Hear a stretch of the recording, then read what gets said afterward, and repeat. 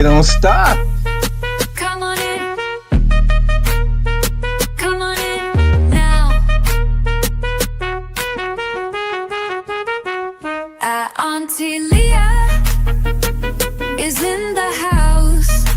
Yeah, yeah, yeah, yeah. We are kicking it with Auntie Leah. Yeah, let's get it, let's do it, let's go.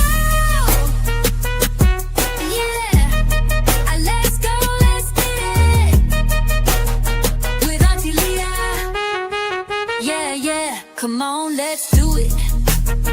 Nothing better than kicking it with Auntie Leah. Oh yeah, yeah, yeah, yeah, yeah. Auntie Leah is in the house. Yeah, yeah, yeah, yeah. We are kicking it with Auntie Leah. Yeah, let's get it, let's do it. Come on in.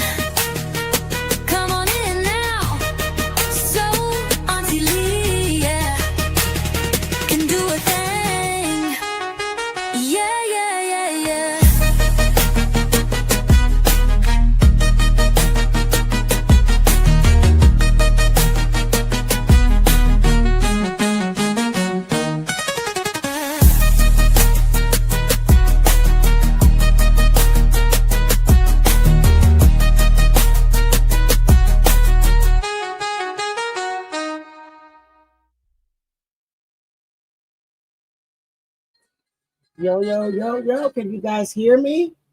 Welcome back to Kicking It with Auntie Leah. I'm hoping that you guys had an amazing weekend. Hey, Temper. Hey, How are Auntie. you Hey, today? Hi. um, Hey, Nick. Hey, Nick. how you doing? hey, How Nick. you What's doing? up? Doing good. Hey, Doing Tim. good. Welcome back to the panel. I don't know if Jay Mizak is going to be able to make it tonight, but we move on anyway. We're going to say happy birthday to Jay Mizak. His birthday was yesterday. We're thanking God that he's here with us another day, right? Hey, Archangel Mike. Hey, Patricia Blair. Hey, Fluffy. Long Wolf. Hey, Margie. Hey, Martha. Hey to everybody in the background. Everybody come in and hit the like button. Tonight, we are going to talk about another outlaw who really didn't get a chance to make music with the Outlaws because Tupac Shakur passed away prior to him be able to officially make a song with the Outlaws and Tupac. But hey, he was a part of the Outlaws, so he has passed on away. He has passed on. And so he is a part of Hip Hop is a Graveyard because he was also a solo artist. And prior to him being with the Outlaws and moving over to D.E.A.T.H Row Records, he was actually discovered by Icecube in the Lynch Mob. So he was with Icecube's label at first, and he was part of Kausion. That was a rap group that was under, like I said, Icecube's label, Lynch Mob. So I want to say thank you to everybody that is in the house with us again. We really appreciate you every time you show up. Every time you show up, we appreciate you guys. Please make sure you like the live and share the live that others may come in. So, Temper, how's your weekend been? It's been a good one so far, honey. A lot of rain. A lot of frogs making noise. Yeah, you'll tell me about those frogs. Yeah. It's been an interesting one. Yeah. I hate when those tree frogs come around. Like they do make a lot of noise. I promise you they do. But they love water. What about you, Nick? I'm sorry, Temper, but you still going? No, it's all good. Okay. Nick, how's your weekend been? Mine was a bit funny, you know. Really? Yeah. Yeah, well, I had a bit of a loss in my family as well. So yeah. So yeah, wasn't really fun for me. But on a nicer note, it's the first day of spring here in Australia, so I'm very thankful to see the sunshine. It's been a terribly, bitterly cold winter and wet over here too, Temper. Exactly. You have endured the winter, so I'm glad it's spring now in Aussie. Yep.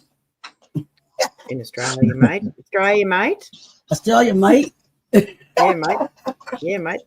This weekend was extremely hard for me because we lost our cousin. And I don't know if you guys realize, but in African American families, or probably in all families, that cousins are like our siblings because we literally live in the same house as we're growing up. So he was the firstborn of the whole entire tribe, and he's truly missed. If you haven't saw his songography that I made up for him, please check it out after live. Songographies are made with AI music, but the words, they do come from, my heart. Do I know how to play the piano? Yes. Can I sing? I can hold a note. I'm not Jaguar, right? I can hold a note. But the music that is being created is done by AI Suno. So just wanted to make that disclaimer. So without further ado, guys, we're going to get right into the video. It's a heavy story, sad story when I learned about Gonzoe. Gonzoe, it's not a lot of information out there about Gonzoe. He was like overlooked and underrated for some reason. I'm not sure, but his story is heartbreaking. He grew up in LA. It just was a heartbreaking story. So let's get right to it, guys. We're going to be breaking during the video. And I will say that this video was made under Section 107 of the Copyright Act that came out in 1976. Fair use. The videos and clips that we may use, we're using for educational purpose. Basically, we're learning of someone's life.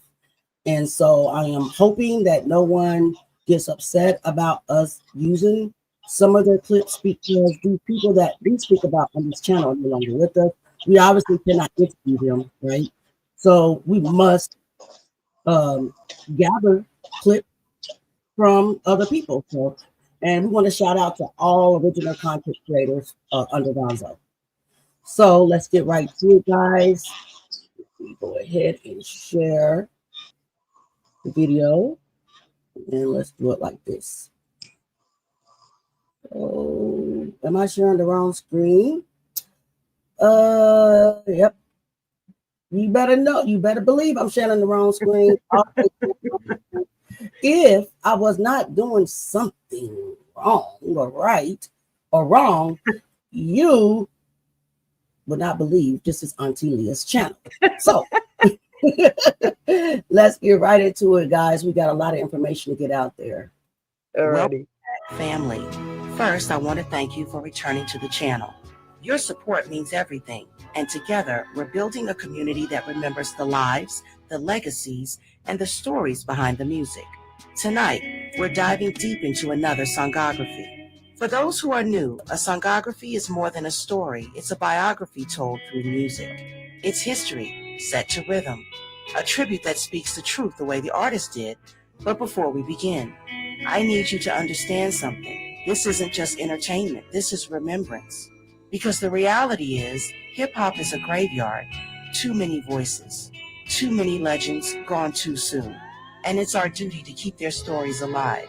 So if you believe in what we're doing here, if you want to honor these artists with me, please take a moment to like, share, and subscribe. It helps us grow. It helps us reach more people. And most importantly, it keeps these stories from being forgotten. Now, let's journey together into the life, the music, and the legacy of Gonzoe.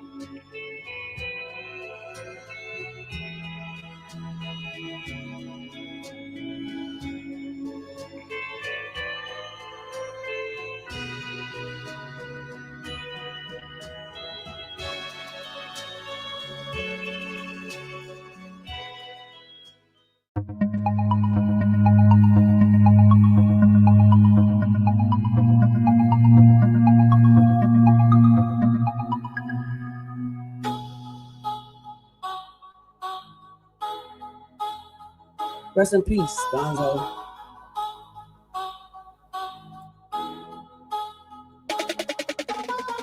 If you come from the ghetto, I'm rooting for you. No color lines, blood, crip, white, black, Hispanic, Asian, etc. I don't need shit from you. All I want you to know is I love you, respect you, and I'm pulling for you. I need you to know off the break, I am not your enemy. I repeat, I am not your enemy. I refuse to see another RIP sign before I let the world know that I fuck with you. Oh yeah, I almost forgot. As far as them kids go, every time we do the right thing, they're inspired. Every time we do the wrong thing, they're influenced. Wake your game up.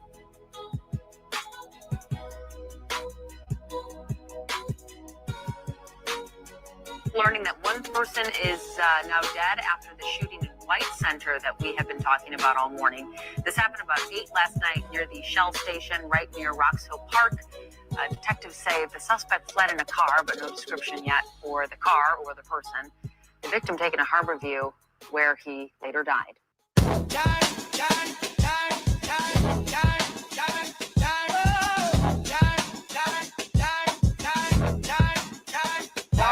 Cube handpicked them, the West Coast torch.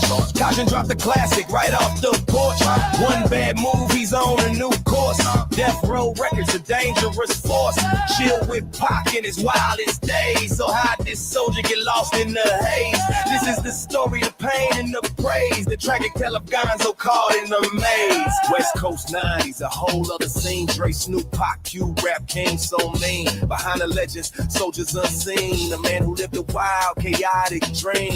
Got the cosign, join the regime. They called him Gonzoe, a tragic thing. Born in LA where the streets talk loud. He and his crew Kausion made the block proud. Ditch class for rhymes, standing out from the crowd. One studio track had his destiny vowed. That one song put him on the map. No turning back from the gangster rap trap. Whoa. The goal was Cube, the king of the block. Hunted him down, gave a knock-knock. Handed a demo, a key to the lock. Months later, that phone call hit like a shot. Cube loved the song, signed him that night. South Central scandalous shined a bright light. Cube handpicked him, the West Coast torch. Kausion dropped the classic right off the porch. One bad move, he's on a new course. Death Row Records, a dangerous force. Chill with Pac in his wildest days. So how this soldier get lost in the haze? This is the story, the pain and the praise. The tragic tale of Gonzoe caught in a maze. But the money was funny, royalties low. A new empire was putting on the show. The most dangerous label is Death Row.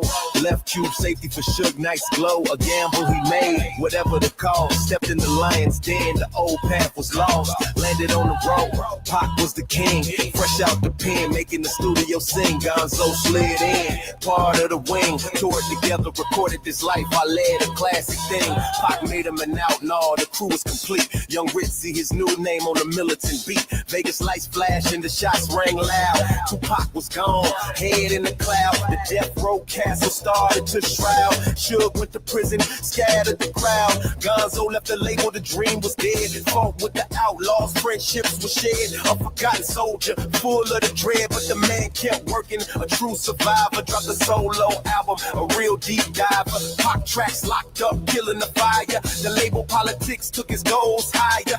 Formed a regime with yuck mouth and tech. Underground king still earning his check. Tried to change the game, a brand new phase. Glovers up, guns down for better days. Settle your beef in the ring, he says. But he couldn't escape the violent maze. In Seattle, Washington, his life got caught. 3 shots fired, a lesson untaught. His own life was over, his bottle was fought. Gonzoe's a story of promise and pain. Co-signed by legends, caught in the rain. Stood on the stage, felt the fame and the strain. A West Coast cautionary tale, it's insane. Not just a footnote in a history book. A forgotten soldier, take a real close look. His voice and his story, that's all that it took. Y'all Cube handpicked him, the West Coast torch. Kausion dropped the classic right off the porch. One bad move, he's on a new course. Death Row Records, a dangerous voice.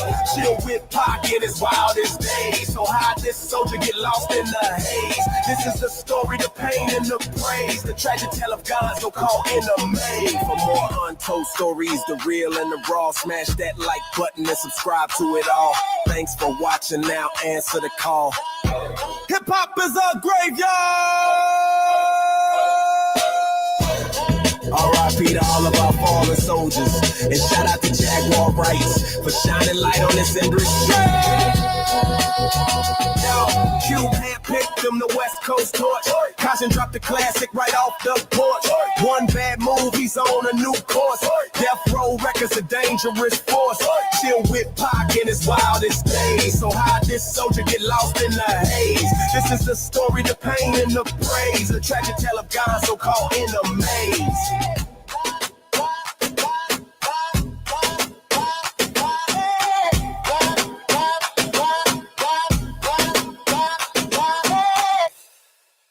All right. Thank you guys. Thank you guys for coming. It's not over, but I just wanted to shout out the new people that are in the house that came in.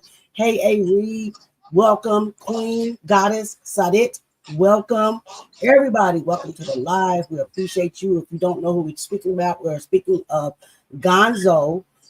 He first came out with the group Kausion, which was founded by Icecube, and then he made his way over to D.E.A.T.H Row Records, because he wanted to be with Pac, and on that label, that was the hottest label going back out, back in the 90s. So that's what we're speaking of today. So we're about to get right into the, not the interview, but the video. So guys, grab your popcorn, grab your questions. If you want to come up on the panel, you got something to say, let me know. I'll drop the link. It's all love on this page.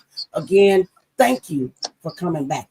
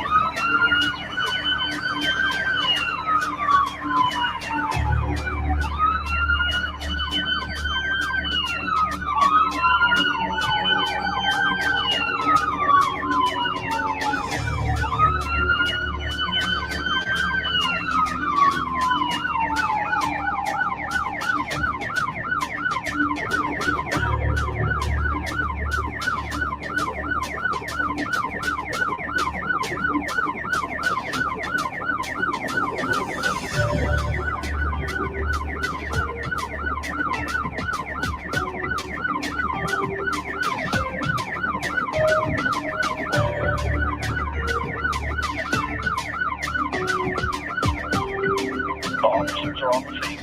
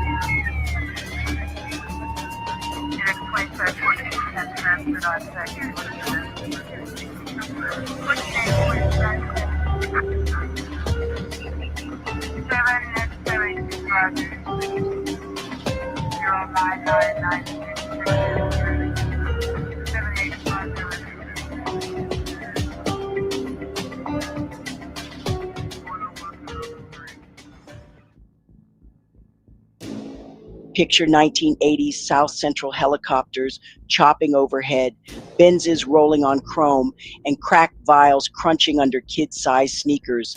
Gonzoe's voice cuts in. Man, Mom's was knee-deep in the game, Pops too. So I'm right there, 7 years old, watching the whole city flip the day crack hit. Wild times. Before the chains, before the tattoos, before anyone called him Gonzoe, he was just Ronald Moore, a kid on 60th and Crenshaw trying to dodge the next bad news. Born February 4th, 1976, he opened his eyes to a block already on fire. This isn't the record label story? Not yet. This is the basement level, no polish look at how a boy from a rolling 60s neighborhood grew into the man we'd later hear on tracks with Cube and Pac. In the early 80s, South Central ran on pure tension. Reagan's budget cuts yanked jobs, and crack rushed in to fill the gap like the world's grim punchline. Ronald's parents weren't background noise. They were full-on characters in the plot. Mom ran numbers, re-ups, whatever kept rent paid. Dad, when he wasn't hustling, taught lessons no textbook offered. How to read a room, how to angle your sneakers so you could bolt quick, how to breathe when the block was quiet and nobody knew why. On their block, red and blue weren't colors. They were contracts signed in blood. Ronald's earliest memories? Not cartoons. He remembers helicopters hovering low enough to shake the porch light, the sudden pop that split Saturday cookouts in two, the chalk outline that lasted longer than any hopscotch grid. By 7, he could tell a firework from a .22, knew which neighbors were business partners, and which ones prayed for daylight. Crack didn't tiptoe in, it kicked doors off hinges. One day, his cousin late flashed a tiny white rock and laughed when Ronald asked if it was candy. Nah, little cuz, Devil's Jolly Rancher. And I just want to stop real quick to say, I really wish Satna West was up here on the panel because he can tell us about the origin of that DRUG in Los Angeles. I think it was the live before last that he had a picture of Reagan. He kind of hit on it a little bit about how, and there is also a show out there that you guys need to watch called Snowfall. It hits on how actually the government bought in this DRUG as to fund the war. So, and that's really not a conspiracy theory. That's real facts. So, thank you, Mr. Reagan, for destroying a whole era. It's ridiculous. They would not, they would not stop drugs. It's part of their program in their life. Every day they wake up, they say, well, we're going to go over to her house and get high and do this, or we're going to do that today, I started smoking weed when I was in the 4th grade. It wasn't no big deal. I just smoked weed every day. Every day? And I still smoke weed every day. I used to smoke weed before I went to school in the morning, but I had to stop that because when you can't smoke weed when you're on your way to school because you can't comprehend to what the teacher's saying, you be in your own world. So I smoke weed like after school or late at night. Go to sleep. Yeah. On the front porch of the home next to Jim Cope's store, 3 young women, none of them yet graduated from high school, passed the time. Everybody into cocaine nowadays because there's so many base heads out here. People that smoke through the base pipe. And That's why everybody's starting to sell cocaine now. If I was to take a hit off coke, then my eyes would get real big. My heart would be beating fast, and I'll be looking on the ground. All these white specks I would think was cocaine. Weed don't make you tweak. Weed don't make you be up with your eyes like this, wanting another hit, like coke does. They just tweak out, just like my friend. He killed this girl, and it was so bad that, they was smoking. They were smoking on a pipe, and they killed her and threw her body in the closet. Wait till they finished smoking and call ambulance for her and all that. Coke dealers, they point out girls down the street and tell me, what she done did just to get a little $20 rock, She'd be having sex with dogs, or she'd have sex with 5 or 6 men, just for a $20 rock. Okay. I think if they, come to jail or something, or, something that's going to teach them a lesson, not to go back and do it again, that'll probably be the only thing. But a lot of people still don't see it that way, because I got peers up here, who is just waiting to get back out and do the same thing over again, Remain seated and come to order. Court's now in session.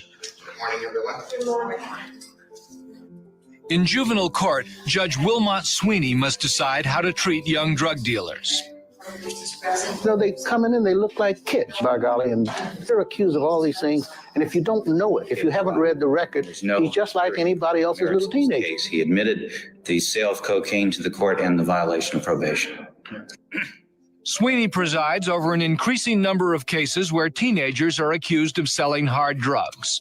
Here, a young man was caught selling cocaine while on probation for a previous drug violation. I would ask the court to give the minor a chance to show the court that he will do well on probation. I believe that the minor is motivated, and I believe that his stay in custody, some 38. Okay, let me pause it right there for a quick moment. I did drop the link in the chat. I also sent it in your WhatsApp as well. Alina, we don't know who this young lady was. This is an old video of when that drug crack first came out. So these are random people, I guess, giving interviews on telling us how this drug basically personally affected the neighborhoods in South Central LA, period. So Seth is here now.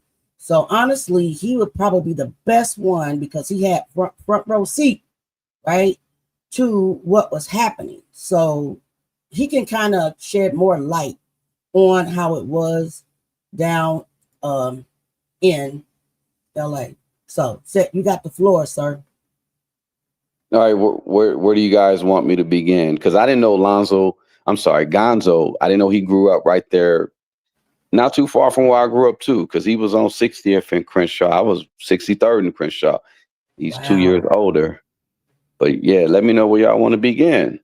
Begin where you remember, man. We want to know about this because it's just crazy. I got into much as I could get into, but I would like to hear from somebody that was there. Your perspective. Yeah. Now, I mean, the first time I remember somebody even referencing the term basehead or crackhead was in Compton, where I had a brother, a friend of mine's brother, who was like, "Are you a basehead or a crackhead or something?" He asked me which one was I. I'm like, "What the heck you talking about?" And then he said, "No, you got to make a choice." So I told him I was a damn a basehead. And he ran around, "Oh, you a basehead?" He just like laughing. That was the funniest thing ever. But I didn't know anything about drugs or anything like that, right? As a little kid. But then moved over towards which part of LA? Over there, like 65th and Hoover. So I stayed over there in the late 80s briefly. And, knew a little bit more about what was going on in the neighborhood and just the decay, because there was a lot of just poverty. That's the only thing I could really say, you know what I'm saying, in regards to what I was seeing. And yeah, you had a lot of people who were, pretty much on that stuff. And side note, even when I was in Compton, I have to think about it now. My neighbors, and my buddy, I ain't gonna say his name, but a buddy of mine, he pretty much both moms moms and pops at the house. They had a nice house, etc. He had like a horse in his backyard and all that too. But I had to think about, I'm like, I think they were drug addicts too. And this was, pretty decent neighborhood in Compton.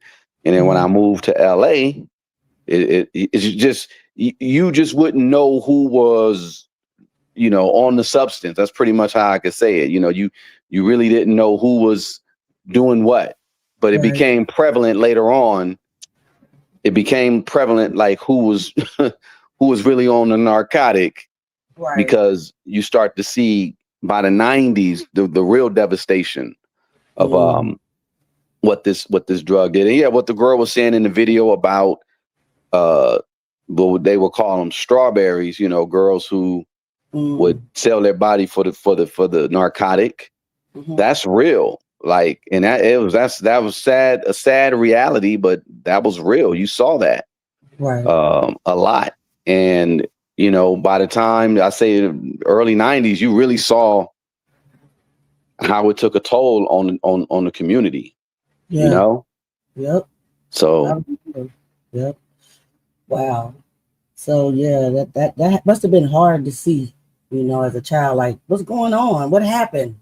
To everybody. And then you see your aunties and your uncles and your cousins, and during this video, you'll see that these same women said that it was children that were on this drug as well. And the way that the drug makes you want more, fiend for more, it's like once you take your hit, you want more and more and more. You can't stop. Yeah. So thanks a lot, President Reagan. And the DEA and the CIA. That's the CIA. That's Bill Casey, the head of the CIA. That's Noriega. That's the Iran-Contra. That's all that. Yeah. Did you watch Snowfall? You know what? No, I didn't see it all. Okay. I didn't see it all. Okay. Yeah. I really would like to know how close to the truth. No. And I hear reading you. is fundamental. Yeah, she's talking about Nancy Reagan. Yeah, I remember that. I was in grade school when that came out. Yeah. Your husband is bringing it, and you talking about just saying that. I ain't got no choice. Right. So they made money on both, they made money, period, on all aspects. She's campaigning Just Say No, and he's funding the war while ruining people's lives. Of it all. But yeah, let's get back into a little bit of the video, and I'll stop it again so you can kind of comment, just take us through the era, man, because like I said, I do my best trying to put these stories together with the information that's available to us, right? But, a lot of times they scrub, and back then there was no internet, so it's just not there for us to find. So we just try our best just to revisualize it and recreate the stuff. So let's see what else he got, what these people have to say about this drug. Days has taught him a very, very valuable lesson. While he was on probation, he may have been completing his weekend training academy, but he was flunking the course out on the street. Sweeney also finds that it's hard to reason with young drug offenders. Nothing seems to impress them other than the threat of jail. The lack of morality that's displayed by them, and the fact that they don't even see things the way the rest of us see things. That's shocking and scary. We've got to do something about it. My basic concern is this is 2 times in a row, and in a very short time. I mean, a very short time. He comes in and there's one drug finding, then he turns around and he does another one. Bam. It's telling the court to go to hell. Probation report indicates that the mother has a cocaine problem herself. I almost felt like crying. I hope you didn't see that in there. At least I hope he didn't see that. This kid's mother is on cocaine. It's clear that he's using his cocaine sales to help support the family. Wow. But what in the world do you do when those kinds of pressures are being put on a 16-year-old kid? You can't say, don't love your mother, son. Of course he's going to love his mother. I've got to consider taking him out of the home and placing him somewhere else. All right. So I got a question. I have a serious question. So we know that they brought the drugs in to fund the war, but to me, it kind of it was more than that, you know, because they targeted the poor community. So were they also? I mean, that's around the same time I think that the hip hop agenda changed, or right before it, right? Were they also trying to fill up the prisons? Because what this judge, and I really appreciate this judge because he actually humanized him having to judge this kid that basically didn't have anything else that he could do but help. I mean, to try to help feed his family, but to turn to the sale of narcotics. What do you all think? Do you think that it was more than one angle that they were trying to pull off? And were they also trying to fill up the prisons as well as take down the poor and Black communities, as well as fund the war and everything else you could think of? I think so. What do you guys think? Yeah, they knew that. So this is how they figured things out, and they forecast in the future as far as like who to build prisons for, and they primarily target Black boys. And what they do is, essentially they figure, the second and third graders test scores and these kids' capabilities, what it is that they'll be able to do scholastically. By the time the second and third grade, they could figure, okay, in about 10 or 15 years, we know we'd have this person will be in prison. And they pretty much, they figure, okay, they'll forecast what it is that they need to do for the prison industrial complex. Now, so I would say at the beginning of the crack era, I was a certain age, and they could have targeted me to be pretty much in prison by the time I was 18, 19, or whatever, followed the wrong trajectory. So essentially it was a case where they were looking forward to saying, okay, we're going to have these people as criminals. We'll be able to use them because when you're in prison, you're going to be used. It's not like you're just going to be sitting there for whatever. So they figure they'll make money off of them then. And then they figure they would, spread this chemical. It was basically what it was, chemical warfare on a certain populace to get rid of them. I mean, I still remember the propaganda they were running with, and they were like, "Oh yeah, if you smoke crack, you're gonna die." Or the D.E.A.T.H officer would say that, and I was like, "Man, I don't believe that." My uncle, I saw he hit the damn pipe last night. He's still alive. Right. So they were basically targeting a certain demographic, pretty much for the prison industrial complex, and you see the evidence. You can look at it 20 years later and you see what it is. Yep. And I was blind to everything they were doing back then. I was a kid too. So yeah, it was just, I just saw everybody start changing, and everybody like tweaking for this rock. You know what I'm saying? It's just crazy how it turned the world upside down. And then back then, I think later on, correct me if I'm wrong, they put a life sentence, basically, clause. If you got arrested for, trafficking and stuff, you can get more time in prison for selling that than you could murking somebody. So it definitely was, to me, to fill up the prison as well with people that look like me and you. Right. Yep. Wow. All right, let's watch a little bit more, guys. This is crazy. All right, now, James, I'm ordering you to camp. If you come back with drugs, I got to escalate. That means I got to get tougher. And the next highest place is California Youth Authority. You don't want that. Tough is one of my A things. I take the view to the kid. You've told everybody to go to hell up to me. If you'd been listening to your mother in the first place, you never would have gotten into any trouble. If you'd listened to the cop on the beat, you never would have gotten into trouble. If you'd listened to your school teacher, you never would have gotten into trouble. And finally, you're here dealing with me. I am the last step. You will not tell me to go to hell and get away with it. Hold on a second. Judge Sweeney isn't at all sure that the punishment he imposes will change the behavior of drug dealers. But the law gives him very few tools to work with, and he doesn't want to simply give up. Finally, we're asking that the court order the minor to pay $100 as a restitution fine to. We've got to say that something can be done at this level. And I insisted that we try hard to do that. What frustrates Judge Sweeney is that from the bench, he is powerless to change the environment in which drugs and violence flourish. Neighborhoods that may not look like the tenement-ridden ghettos of the East Coast, but where single-parent families are the rule and poverty pervades.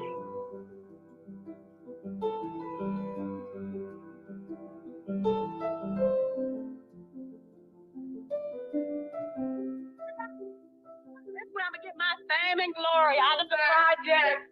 Ava Washington has lived in East Oakland in a housing project 14 years. Her friend Mary Martin has been here almost as long. Not too many years ago, they were teenagers. Today, they are bringing up their own children. We're in what you would call a ghetto area. We are living in city-owned housing. The drugs is here. We can't hide that the drugs is here. And I have seen some younger ones, 9-year-old, getting high. Wow. A lot of people that do what? There's a lot of little kids that be doing that stuff. Little kids doing it? Yeah, about like 13, 12. No, about 12, 12, and 11. You've seen kids smoking? Yeah, I seen some over by the store. I seen them. And I seen a boy, he was smoking. But nobody here. No. But it's more than smoking dope that disturbs Ava Washington. She is ready to quit her job so she can stay home because of the violence, the shooting, that is all too close. Her 17-year-old boy had a close call recently when he borrowed her car. I got a bullet hole in my car now. Why? Drugs involved? And I'm not going to lie, it's drugs. It's drug related. And then again, it's this peer pressure thing. And who gonna outdo each other? You know, what projects is the baddest, you know? Because they come through here right now, like we sitting out here, and they've been coming through here like once a week. And the boys that's playing over there at the basketball court, they'll just start shooting. Don't care who they shooting at, they just begin to misfiring. Yeah, there be a lot of shooting around here. Sometimes it be at nighttime, sometimes be in the daytime, people be playing. But if I hear it, it's right by me. If it's right by me, I'll run. But if it ain't, I just keep playing. Last week they came out here firing guns, and all my children was out there, 5 and 6 year old. You know, and I'm at home. I have to call my son, hey, get them home before they get shot. And I mean, they be shooting for real bullets and guns out here. Sounds like you liked it. I mean, I did, man. I like the excitement. So, set panel, got a question. Do you think that when this drug came out, also something else has come to me, is that when the real gun, the pow violence started? What do you guys think? I kind of think that is when it starts, because back in the day before that, you heard about just fighting, hands fighting, maybe a baseball bat or a rock or something like that. But when that particular drug came, a lot of the guns came with it. Yeah, so, I agree. Were they was trying to basically make us take each other out. What you guys think? Yeah. Yeah. That's government exactly brought what I them in. think. Yep. If you want to wipe out a race of people or take over a country, like this happened in Australia. The D rugs were coming from China.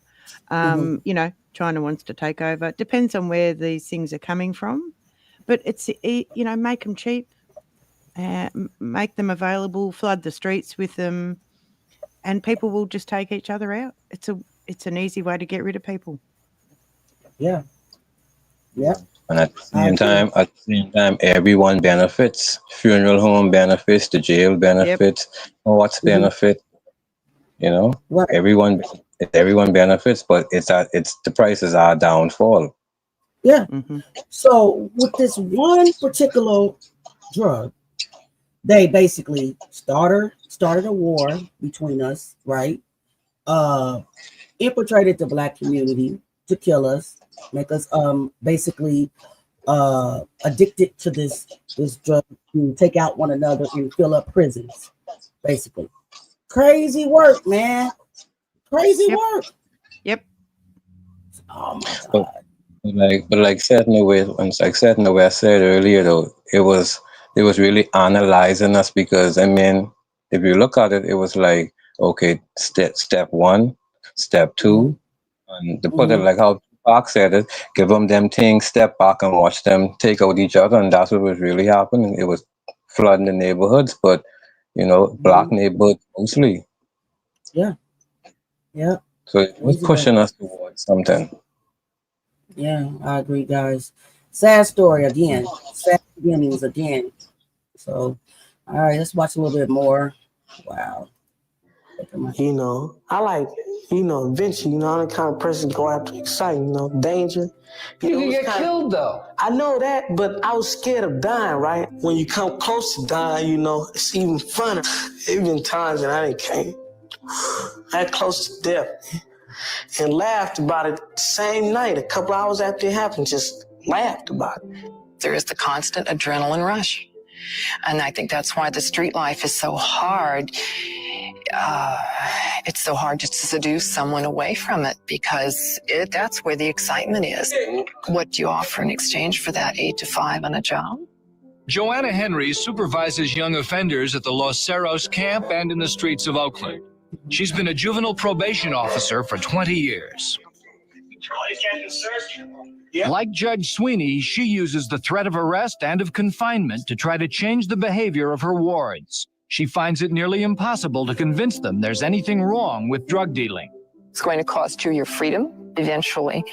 Very good chance it could cost you your life.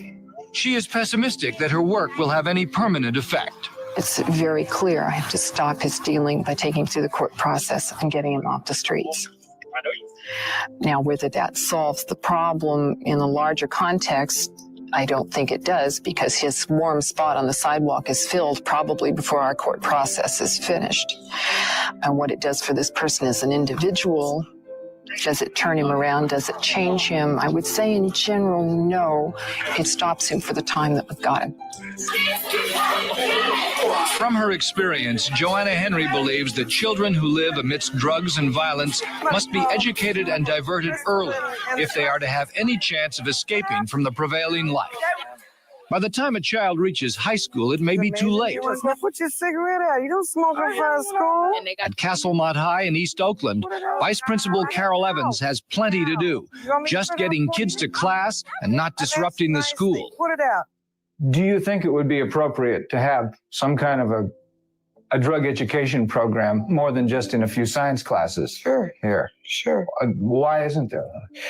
Well, at this point, that isn't, that's not our number one focus. No counseling programs or nothing like that, just same, hear the same thing coming from the adults, that selling them drugs ain't gonna get you nowhere, hearing that all day, from grown-ups that then been there or lived the same life or something, So you discount it, you don't believe it?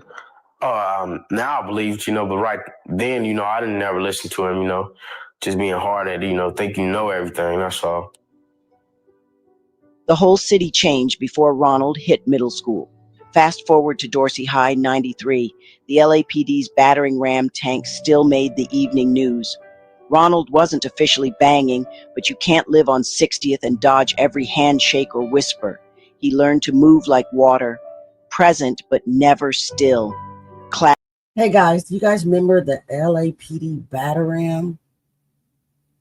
I remember, oh my God, how scary that must have been as a kid, seeing these tanks rolling down the street. These tanks can level a whole house. Tanks. Yes, you'll see one. I put a picture of one in here. Wow, man. Yeah, that was Daryl Gates. That was SWAT. They were just basically just finding excuses to run up in people's houses. That's pretty much it. Wow. Sight and fail. Go ahead, say it. What was you saying? No, I said they were crazy, man. Just imagine being a kid watching this stuff. He's gonna talk about it. Unfortunately, we had to use Vlad's interview because he's like the only dude out here that gets to interview everybody. It's just crazy. Somebody else has to be able to penetrate this. Hopefully, Jag and Seth will be able to penetrate the algorithm to be able to get to these people because he's like the only one out there. It's because he's Anyway, you guys know the story, so we're not gonna talk about it right now. But yeah, he can't be the only one that can get all the interviews. Classrooms bored him. The hallways taught the real curriculum. One Tuesday, he cut class to freestyle behind the handball courts. Beats on trash cans, kids crowding in tight. 2 seniors from Kausion rolled by, heads nodding. Little homie can spit. They tossed him a scrap of paper and then a garage studio session that Friday off Slauson. He showed up, voice cracking, palms damp, but left with 16 bars on a real track. Same corners that once offered nickel sacks, now passed out notebooks and instrumentals. He'd stumbled onto something bigger than survival. He'd found a stage. While he sharpened lyrics, home life unraveled. Mom caught a conspiracy case bye-bye Sunday dinners, hello empty cupboards and hushed phone calls. Dad tried to hold it down. You're under arrest. Kept dialing. One night, Ronald came home to blues and reds flashing like broken Christmas lights. Pops took 2 slugs at a dice game, and the ambulance crawled at funeral speed. That night, Ronald wrote his first 16-bar eulogy for a man still breathing. He called it Tomorrow Ain't Promised, and every bar carried the weight of a childhood fast-forwarded. The track leaked onto Kausion's next mixtape, then the buzz started humming. Meanwhile, Cousin Late, now rapping as Fats Bossy, was building the regime with Yuckmouth and Tech 9. Bloodlines and rhyme lines twisted together, part lifeline, part leash. By 10th grade, Lil Ron became Young G. The G swapped between grit, grind, or genius depending on the day. Swap meets turned into mix CD pop-ups. Every $5 cycled back into studio time or keeping his little brother laced so he wouldn't chase status with the set. Ronald learned booth politics the same way he learned corner politics. Watch, listen, speak last, then make it count.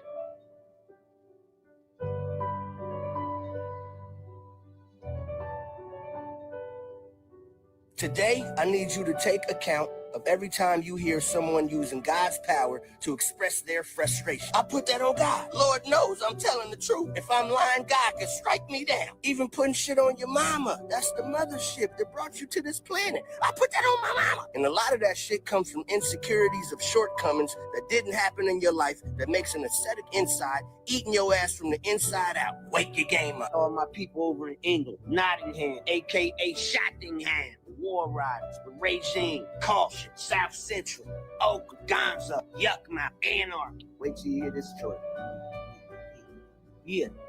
It's just It's just a little preview. Shout out to all my people. Friday ciphers became Saturday house parties where a blood and a crip could nod shoulder to shoulder for 3 minutes and 30 seconds while the mic leveled the block. In the heart of Los Angeles in the 1990s, a new voice was rising. His name was Gonzoe. More than a rapper, he was a storyteller, a son of South Central, a soldier of the West Coast. His journey was filled with triumph and tragedy. This is the life of Ronald Gonzoe Moore. He was handpicked by Icecube, the chosen one to carry the West Coast torch. His group, Kausion, dropped one of the most anticipated records of the era. But a single fateful decision landed him at the most dangerous record label in the world, putting him in the inner circle of Tupac Shakur during his most explosive years. So how does a rapper with a golden ticket end up as one of Death Row's forgotten soldiers? This is the tragic, untold story of Gonzoe. In the 90s West Coast hip-hop scene, you had absolute giants. Dr. Dre, Snoop Dogg, icecube, and Tupac weren't just rappers. They were cultural forces shaping the sound and style of a generation. Their stories are basically the Mount Rushmore of rap. But behind these titans, there were legions of other soldiers, incredibly talented artists who got swept up in the whirlwind. Their stories are just as crucial to understanding the era, but they're often lost in the liner notes of history. This is the story of one of those soldiers. A man who had the seal of approval from a legend, the friendship of an icon, and a front row seat to the chaos of the most infamous record label in music. His name was Ronald Moore, but the world would know him as Gonzoe. His journey is a gripping and ultimately tragic tale of incredible promise, dangerous alliances, and a legacy that was almost erased. To really get the artist, you have to understand where he came from. Ronald Moore was born in Los Angeles, a product of the same streets that NWA and Icecube had put on the global map. In the early 90s, he and his friends Cell and Kato formed a rap trio called Kausion. Their music was a raw, unfiltered look at their reality in South Central. It was potent, authentic, and had that signature energy of West Coast gangsta rap. The group was actually bigger at first, a crew of about 5 guys making a name for themselves in local talent shows. Gonzoe himself joined after a chance meeting at Dorsey High School. While ditching class in the library, he was spotted writing rhymes by one of Kausion's original members, who invited him to a studio session. And the very first track he laid down with them, it turned out to be the one that changed everything. It was that specific song with that 3-man lineup that would find its way into the hands of a West Coast kingmaker. For any aspiring Los Angeles rapper in the mid-90s, getting Icecube's attention was the ultimate goal. He was a proven revolutionary with NWA, a platinum solo artist, and a smart businessman with his own label, Lynch Mob Records. Getting a cosign from him was like catching lightning in a bottle. Well, for Kausion, lightning struck on the campus of USC. The group heard Cube was there filming the movie Higher Learning. So they did something unbelievably bold. They tracked him down. They didn't ambush him with aggression, but with a demo tape. They just waited for him to come out of his trailer, knocked on the door, and handed it over. Months went by. Then the call came. Cube didn't just like the tape. He wanted to sign the trio from the last song he heard, the one featuring Gonzoe. Cube played it once, rewound, played it again. Who's the kid on verse 2? 2 weeks later, Gonzoe, 17, palms shaking, signed paperwork on a table above a furniture store on La Cienega. When he walked back into the sun, the city suddenly felt like a partner instead of an opponent. Just like that, Kausion was signed to Lynch Mob Records. In 1995, they dropped their debut album, South Central Los Scanless.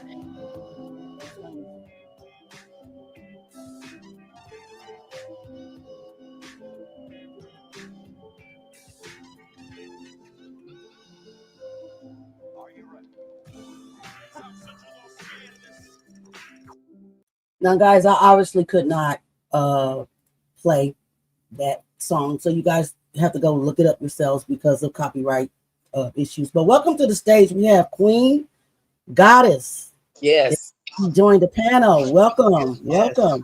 What's good, Queen? How you doing? How's everybody doing? We're doing good. Welcome to the panel. Thank you, thank you, thank you. Nice to meet you. Nice to meet you, Jade. Nice to meet you, Auntie Leah. I wish I would have known that you was here before. I actually seen it on Temper's channel that he was live, and I said, wait a minute. It sounds like people sitting down that I need to go and talk to. Some people that bring some good conversation to the table, not just foolishness. I mean, we all got afros. I see you, Jay. I got you. Want to take it off? I don't have it. Listen, I don't have an afro. Yes, listen, the other day, hey, Nick, hey, said it in the West, Temper, everybody out there in the chat, big ups, give it to y'all. Y'all better know it. The other day, I snatched it on off. I said, man, I don't know who told me to snatch it off, but I had to snatch this cap off. And something said, listen, you got to take your cap off when you're kneeling before your father. And I just went in it. Sometimes when you get that feeling, I say, I can't wait till they cut me. Because when they go to clipping my video, I'm going to have something for their ass. I tell you that right now. Listen, I'm going to have something for their ass. But thank you so much for welcoming me in. I definitely appreciate being here. You're more than welcome to be here. We got Jaguar Wright, the Jaguar Wright in the background. Jaguar Wright, set in the West, is Jaguar Wright's fiance. So she's also listening in. I'm not sure if you are familiar with Jag. No. I heard a couple things about Miss Jaguar. I wouldn't mind speaking to her either. I'm like, man, people say things, and hey, Miss Jaguar, I'm gonna tell you what the people said. They say things. I said, but wait a minute, it's always two sides to a story. Exactly. I like to hear all sides. I'm not new to YouTube. I'm not new to being a speaker, but I'm new to YouTube. I've been here a year, but I'm like, it was so much going on when I got here. I'm like, I don't know who to make friends with. I might as well stay Lilith. I might as well stay Lilith. Lilith is in the Bible. Y'all know Lilith came from hell. Right. Yeah. I said, if I ever speak to her, I want to hear her side of the story, because sometimes people like to point fingers. You know how they did as people, they went to point their damn fingers at us like we was the only one doing wrong. And guess what? We got tarnished the same way they tried to tarnish this lady, Miss Jaguar. They tarnished us. So you tarnish, and we end up tarnishing people too, and don't even realize that we got tarnishing tongues, we got tarnishing behavior, we got tarnishing tendency. But when we don't take and hold ourselves accountable for how we tarnish, we are never past what the white people do to us as well, because there's a lot of black supremacists in our community that hold us down. Right. Makes sense. Just say, but it's time to get over and get in the ocean with me. I'm a Capricorn. Go ahead, Miss Leah. Two Capricorns in the house. Hey. Hey. All right. Well, I'm going to say this. 9 times out of 10, 10 times out of 10, if you're hearing something negative about Jag, it's a lie. I mean, she's a truth teller. That's what it is. And they don't like it.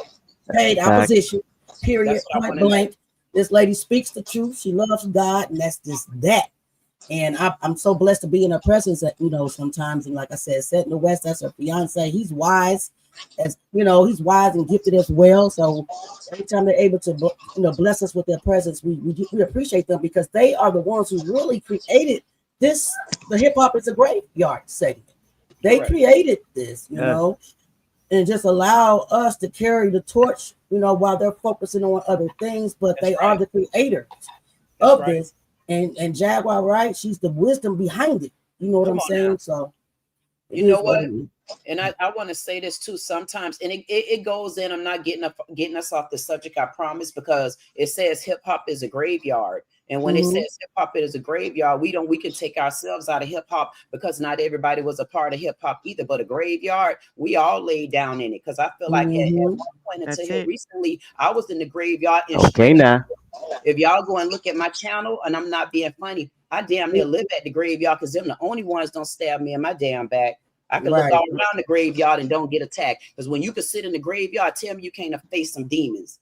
I sit in the graveyard every day, and I just meditate, and I just realize that we already in the graveyard. Hip hop was in the graveyard, black was in the graveyard, Black America was in the graveyard. Our children, we still was in the graveyard. Why? Because we're being held down for so many things that we're not supposed to do or we can't do. Hip hop raised me up. I'm 50 years old.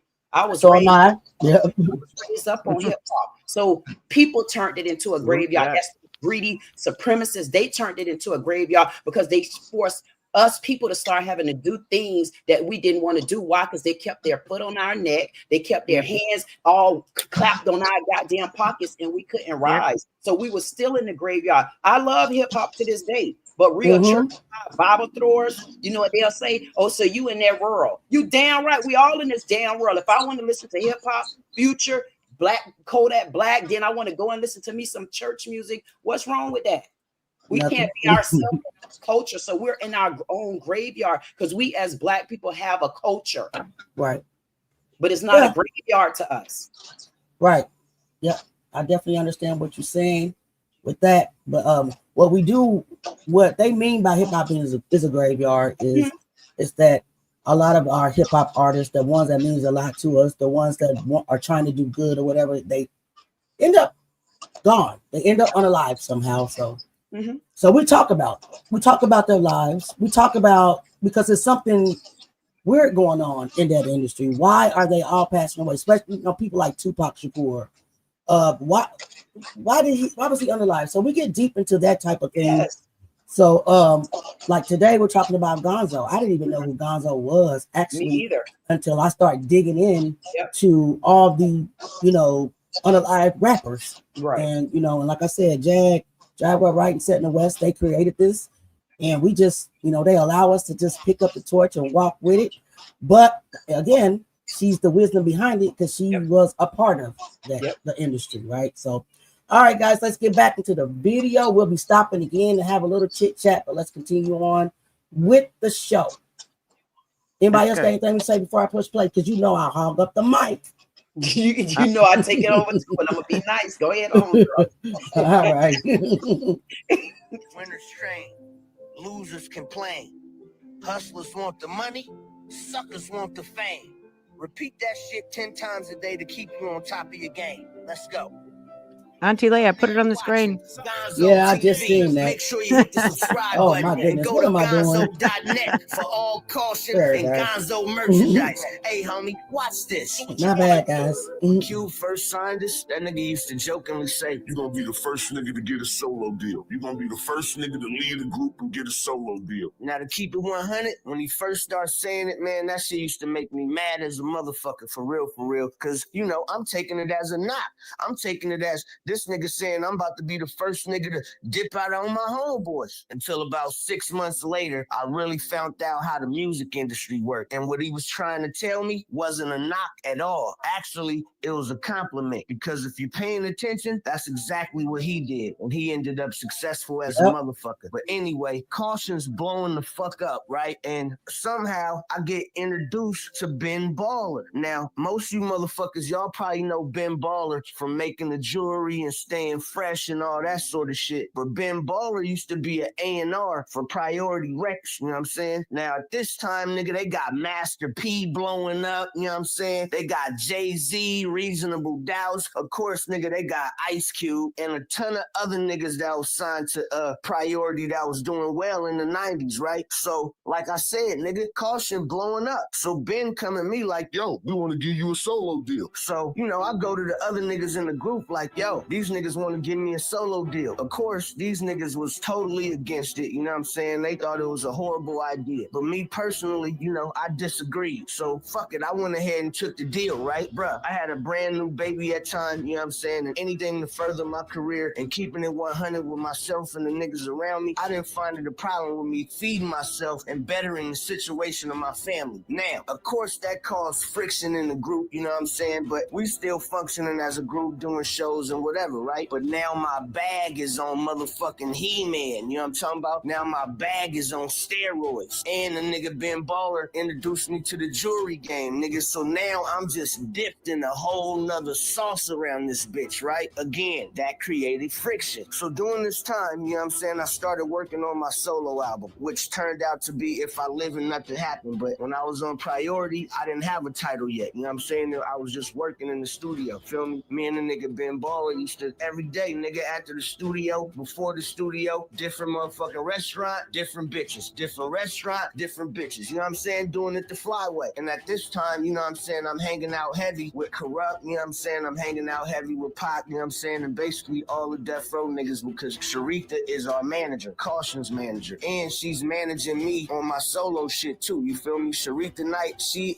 you know, she got the Priority deal for me, you feel me? She got me the best deal possible, you feel me? Went in there, went to bat for me, let them know that Pac was gonna be on the album, nigga. They gave me a small fortune over that bitch, for real. Let them know Daz and Corrupt was gonna be on the album, you feel me? All this shit was geared up. Battle Cat beats, Rhythm D beats. I had my nigga Butter, you know what I'm saying? This shit was about to be a smash. I had my nigga DJ Penn. This shit was about to be a smash, right? All of a sudden, niggas in the group start complaining to Cube, you feel me? Which made him start complaining and mad as a motherfucker that Ben Baller didn't ask him, could he sign me as a solo artist? You feel me? Cube only had us signed as a group. He did not have us signed as individual solo artists, you feel me? So therefore, I was free to do whatever the fuck I wanted to do, you feel me? Being a 19-year-old kid, why in the fuck wouldn't I take full advantage of every opportunity given to me? But the reaction that I got and Priority got was, how dare them sign me, you know what I'm saying, without consoling him, regardless of what the contractual situation was. And, you feel me, they wouldn't be getting another Icecube record unless they rectified that situation. So, Ben Baller ended up losing his job, but it was a blessing for him because y'all see where he ended up, you know, balling with the jury game or whatever, you feel me? So that was a blessing. And he made Priority sell my contract to Mercury, Polygram at the time, you feel me? That's how my solo album ended up coming out on Mercury Polygram. This was episode 5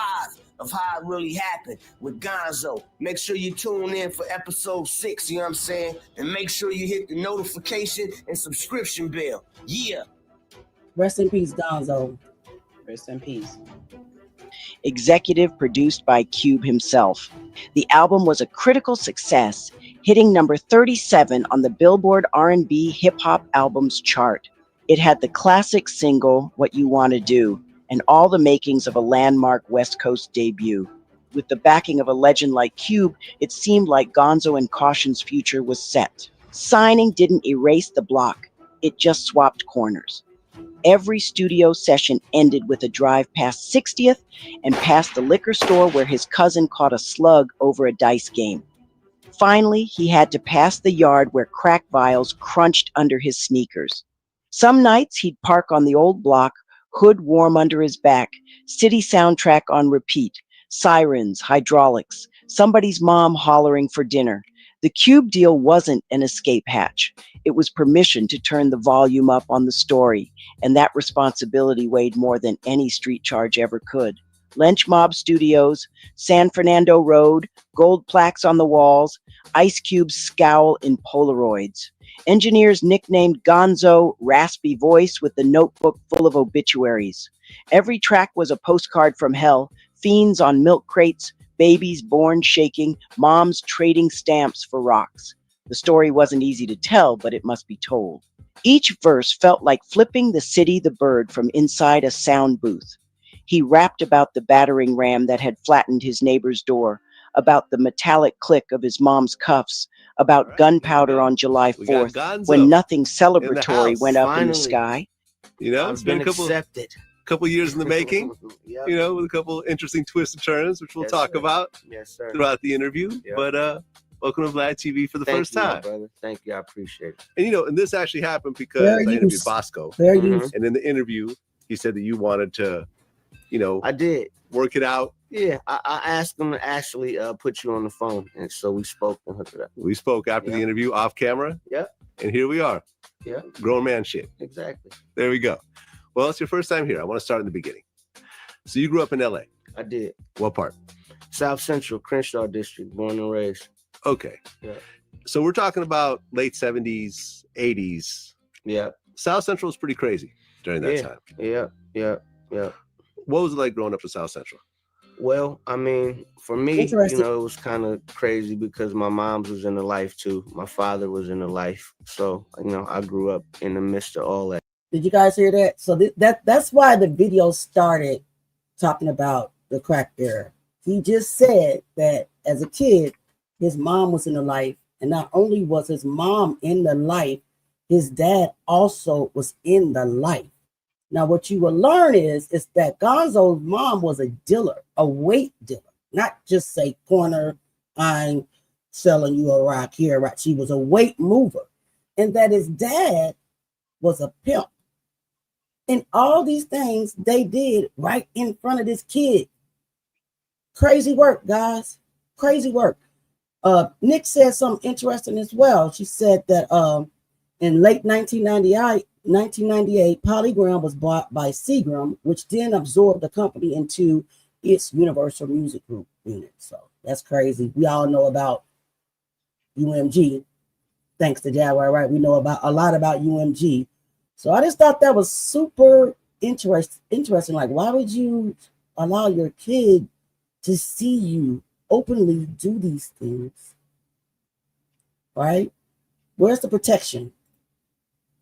So, all right, let's get back into it. Anybody got anything to say to add to what I just said?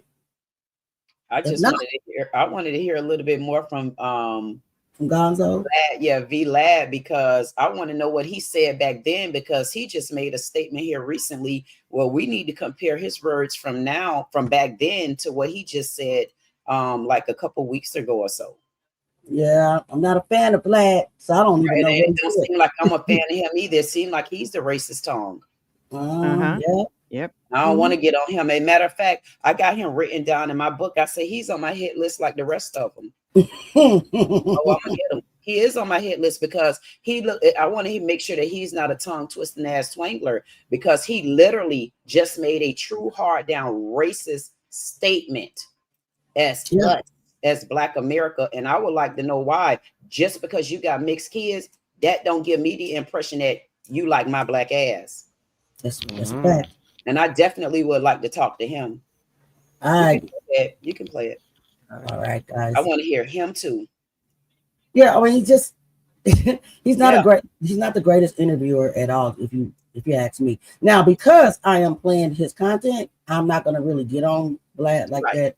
I'm going to try not to because I don't want to strike. But Vlad TV, I'm using this under the fair use of 1976. Gonzo's not here for me to interview myself, and for some reason, you're the only one that captured a real interview. So that shit, you know what I mean? So I could vividly remember when crack first hit, and the weeks before that shit hit. You feel me? Right. Okay. When you say in the life, what does that mean exactly? That means my mom was an active drug dealer. That's how she supported us, and my father was a pimp. Really? Yeah, it's weird, right? Okay. So would he have some of his girls at the house? You or know what? He kept that separate? You know what? My mom and my dad broke up because actually my mom, she wanted to move to work. But a true pimp, he want to sell some, he about the women. Yeah. So that they ended up splitting up, but still actively in my life. So it was, weekends, pimping with daddy, Monday through Friday, tapping the scale. Okay.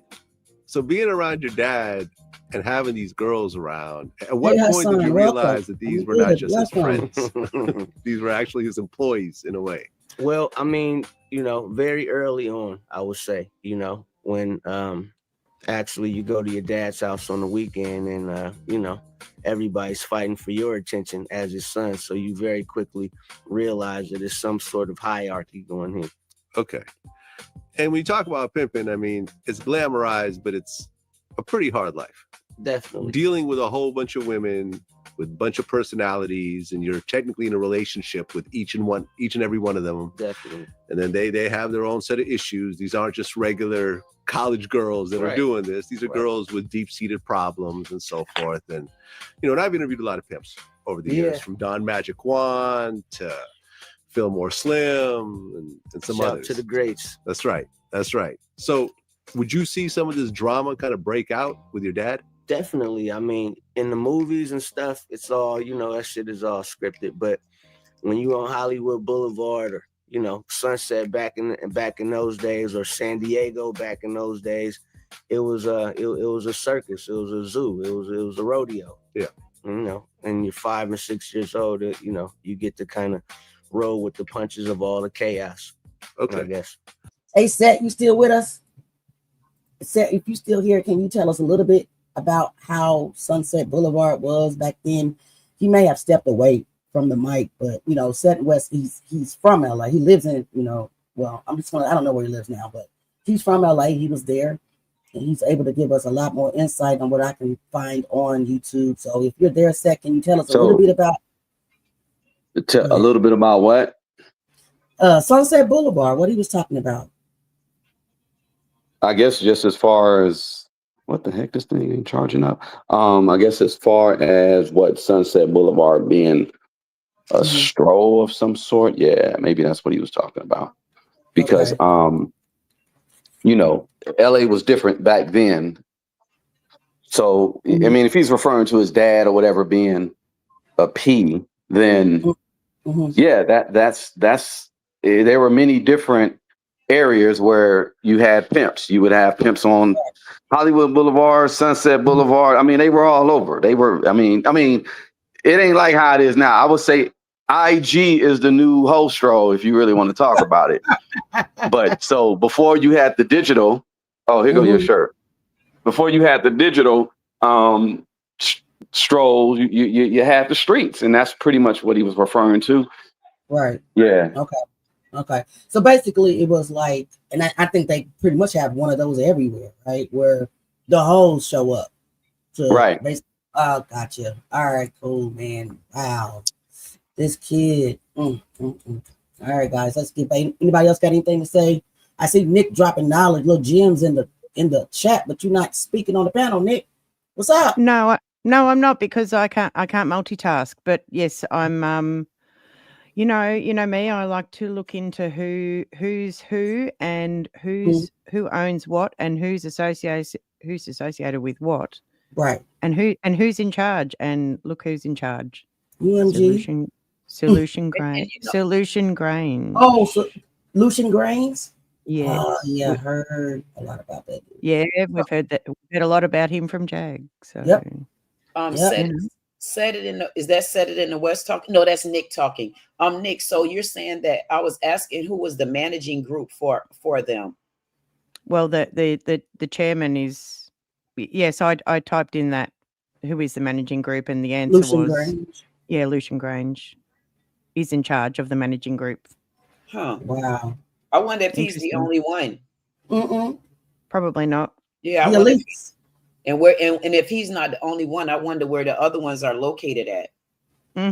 Yep, don't worry. It's I'll stuff dive like in. that I like to look into. I like to go deeper because sometimes when you go deeper, you can take nonsense off all that paperwork they throw at us today. Sometimes you got to go make them get back to the beginning of the door. Do you hear this? Yeah, do you hear this? This is how Capricorns think and do. Listen, and I was just saying, like, I'm like, who is this lady? I wonder if this lady got one of these lines in her hand. Gotcha. Got that one there, Nick? Well, you got that straight line. A straight line. A straight line. I got 2 lines. I'm looking at both my hands. I have got a palmistry book. I have got a straight line. Lines. I got a straight line in my right hand. I think of what? So you got a straight line. I got long life. Another half to it, Nick. I was asking for you today on my channel. I was like, if there's anybody out there and they got either one of these lines, it doesn't matter which one you're touching. I can put our line together, and I bet you we can go with it. I was calling for you today. It's nice to meet you. Nice to meet you too. I called for you today. I think me and you have a lot that we need to talk about. So you know what? I want to tell Temper, thank you. Thank you for, Temper has been rocking with me, and what Temper just did. I think Temper just put a connection there that is going to understand the path that I'm on. And sometimes we have to be connected in manners like this for people back in our days to bring us all back together so that we could talk about things to get us past the hell in the graveyard that we are in. All right, now. Type of conversation. I'm sorry for taking over. I'm just excited. That's okay. Yeah. You're not taking over. That's what this panel is for. We're here to learn. And we're here to do. That's special because if you look it up, I'm amongst the 1% in the world that holds straight lines in my hand. It's only 30 of us, and I'm the 1% in the Black community. So I think I might be the only one that holds a straight line in my hand as a Black woman.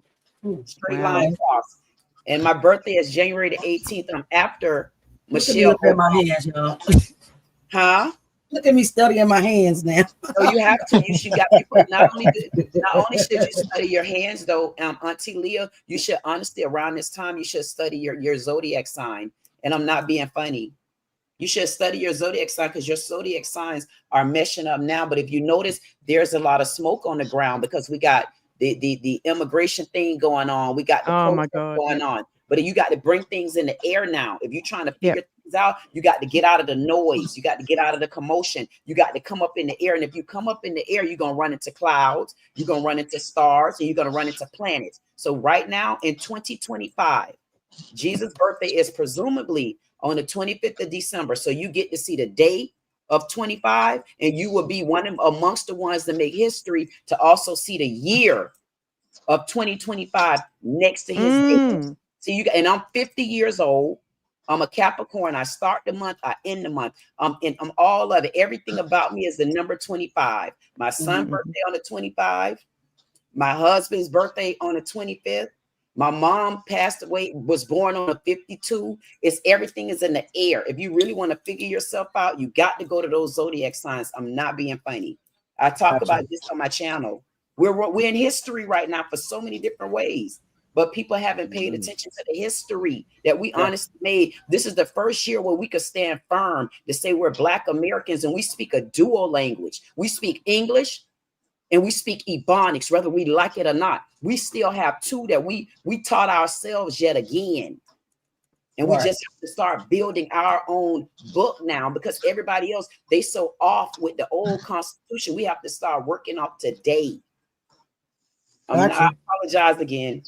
It's all right. It's okay. It's okay. It's all good. Because you see, my nickname is Mute My Mic. Sometimes I need to be muted myself. So it's all good. I'm just excited now. I got a good feeling that me being here tonight, I got a feeling that it opened up a door that I was able to walk through. And if Nick know anything about it, it felt like it was a golden door. I'll come over. I'll come over and we'll talk.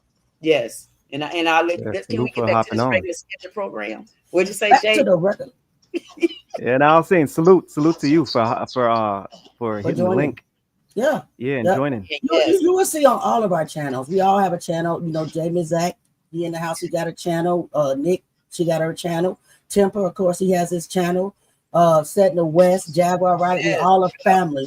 We're all connected. We're all affiliated. And our channels are pretty much a family. And we're positive. We're a positive group of people. You know, the negative people try to infiltrate us, but we just don't let them in. You know what I'm saying? We don't let them in. And basically, I do that. I just don't respond. I just don't pay attention to your ass. Period. Point blank. And that's just that. That's on us. They don't even come here. No. Auntie Leah, they don't. They're not. They know they're not welcome. We're too strong. They don't come. They know better. Yeah, they know better. Yeah. Of course. Too strong. They're not paying attention to your ass at all. So. And that's what I'm doing. That's what I'm doing right now, Auntie Leah. I'm actually forming. I formed a association called Socialist Civil Circle. And what I want to do is I have to sit amongst the smart people like myself, people that want to sit around and talk about growing this damn earth and not just sitting in their city talking and being on social media and don't honestly having nothing to say, wasting all my time, ears, and energy. It kind of annoys me when I hear it. So in my Socialist Civil Circle, I'm looking for people that honestly know how to get the word out. I'm talking about stomping the ground. I'm talking about real issues. Also, like, you know, other things that are going on. Like, why would you be over here fighting for a state and you're not there? If your heart and soul is about changing things in the world right now, why aren't you fighting for what's right in your area? Just little things like that in my Socialist Silver Circle. So I'm still looking for a couple of more people to come with me, because NAACP is honestly, they're basically a do-away for me. The Boule, you mean? Yep. But we're not gonna go there tonight, though. Yeah, of course not. I just want to say about that, but go ahead. All right, guys, let's get back into the video. Then your mom is selling drugs. Allegedly. And that comes with a lot of drama as well. Yeah. So what was happening on that side of the family? Honestly, the drug side was the smooth side. Like nothing really happened except something when it really went bad. Like somebody got shot or the police came. But on a day-to-day basis, a drug spot's supposed to be quiet. Okay. You know, kind of peaceful. Well, but the drug spot wasn't where you guys lived, right? No, but my mom sold weight. So, you know, her clientele was usually people that I knew that would, you know, come and, you know, interact. They'll meet at Sizzler, go outside, you know, when you selling weight, it's not like people are coming and getting a a bag. Exactly. Okay, but you said that things did go wrong along the way. So what were like some of the worst things that were going wrong? Police kick in the door, jackers come kick in the door with jean masks on, you know what I mean? And you saw this? Yeah. So you were home when a bunch of guys kicked in the door to basically do a home invasion. Yep. And you're how old? 9. 9 years old. Yeah. How terrifying is that? At the time, it's terrifying because, you know, you got the helicopter. Yeah, I couldn't use a lot of his video, guys. You want to finish. And when the tape dropped, the block nodded. Yeah, that's us. But things changed. The relationship with Lynch Mob, which started off so promising, started to sour. Gonzoe later said the split came down to disagreements over royalties. Sound familiar? Yeah, a classic music industry story where the artists felt they weren't getting their fair cut, and they most likely wasn't. But there was another, more powerful force pulling them away. They wanted to go to the one place that represented the absolute peak of West Coast power and danger, D.E.A.T.H Row Records. In the mid-90s, D.E.A.T Row wasn't just a label, it was an empire. Run with an iron fist by Suge Knight, it had the biggest names and was churning out hit after hit. But it was also a place drowning in turmoil, violence, and intimidation. The decision to leave the stability of Cube's mentorship for the notoriously volatile world of Suge Knight was a massive gamble. Kausion parted ways with Cube, and Gonzoe, now as a solo artist, stepped right into the lion's den. He was now under the management of Suge Knight's wife, then Sharita 1996, Knight, Tupac a gets connection that put him directly in the How did orbit you of feel when you Death heard Row's newest and most explosive superstar. When threw up. Gonzoe landed at Death Row, Tupac Shakur was the center of the universe. Yeah, it's a sad day, especially in California. Yeah, I remember that day. Yeah. And everyone thought he was going to make it, really. In the beginning, it was like, oh, Tupac got shot again. Right. Okay. He got shot 9 times. Right. He made a song about it. Right. He's going to make another song about this. Right. And he's going to talk more shit. Right. But then as the days are progressing, you keep hearing the news is not good. You know, he lost his lung. He's in a coma. He's this, he's that. And then you finally heard the news that he was taken off life support. Almost reminds me of the DMX story in a way. Like a whole week passed and everyone's sort of sitting there hoping for the best, but it's not happening. Yeah. Yeah, man, sad. Sad. Yeah. And I've interviewed a lot of people around, the murder of Tupac.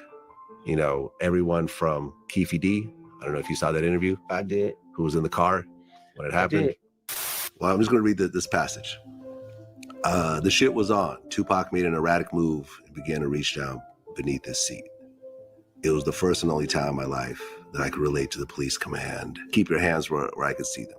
Instead, Pac pulled out a strap, and that's when the fireworks started. One of my guys from the backseat grabbed the Glock and started busting back. The first shot skinned Suge in the head, and I thought that motherfucker was dead. I had heard some stories, supposedly that Suge used Tupac as a shield when the bullets started flying, but that's some bullshit. Suge was already wounded, and he was the one that got touched. As the rounds continued flying, I ducked down so I wouldn't get hit. Basically, yeah. To Edie, that was the car right behind him. Right. To Chris Carroll, the first responder. So, did you guys hear what just Vlad said? Idi Amin was in the car right behind them. Is that what I think he just said? Yeah. So, if Idi Amin was there, why didn't he come forth like Gaddafi did? Mm-hmm. Well, to kind of tell you why. He's still alive. He's one of the last outlaws. And Gaddafi was basically taken out less than 2 months after Tupac, because Gaddafi was willing to talk.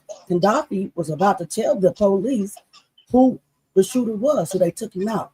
But Idi Amin, you still alive today because, in my opinion, that you are part of the plan. Now, I'm not going to agree with what Vlad and what Gonzoe was about to say right now.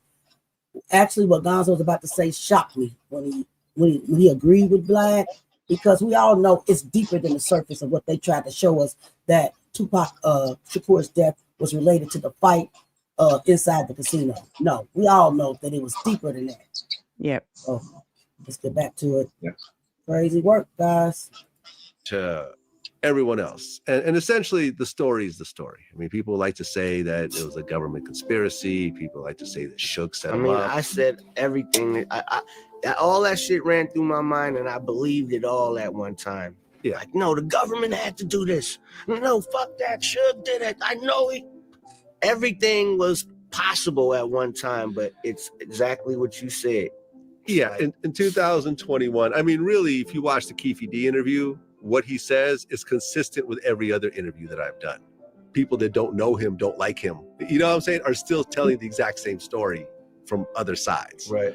Essentially, someone in that car killed Tupac because of the fight at the MGM. No, not true. Now, who actually pulled the trigger? Was it Orlando? Was it someone else? We'll probably never know that. And at this point, I don't even really think it fucking matters, man. It doesn't.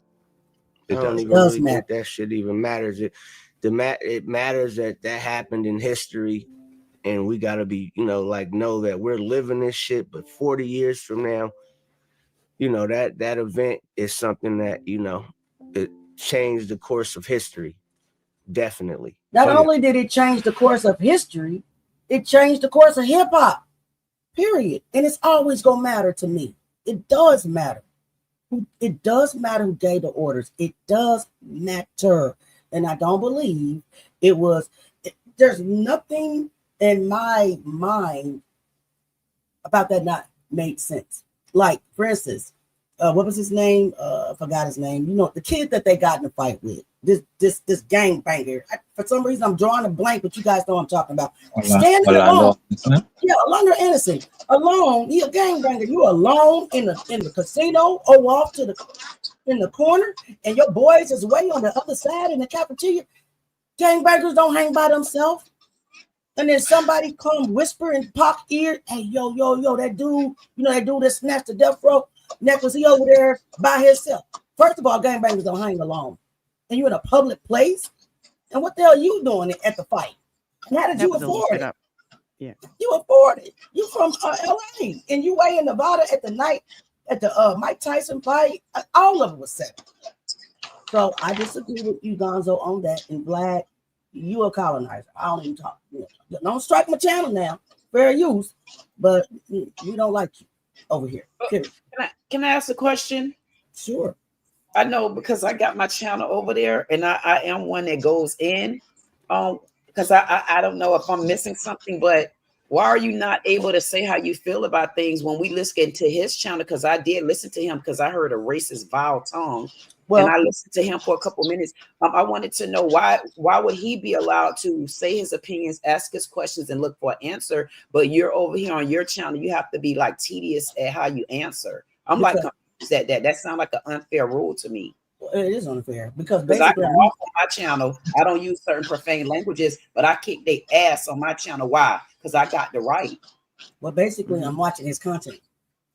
He's watching ours too, and guess what? He's putting people on there that's also streaming from their channel, watching their content. So I don't understand that one, and I only say it because I know I sit on a panel when I come and welcome myself to your stages. I feel like I should be able to say what I need to say, as long as I'm saying it within respect.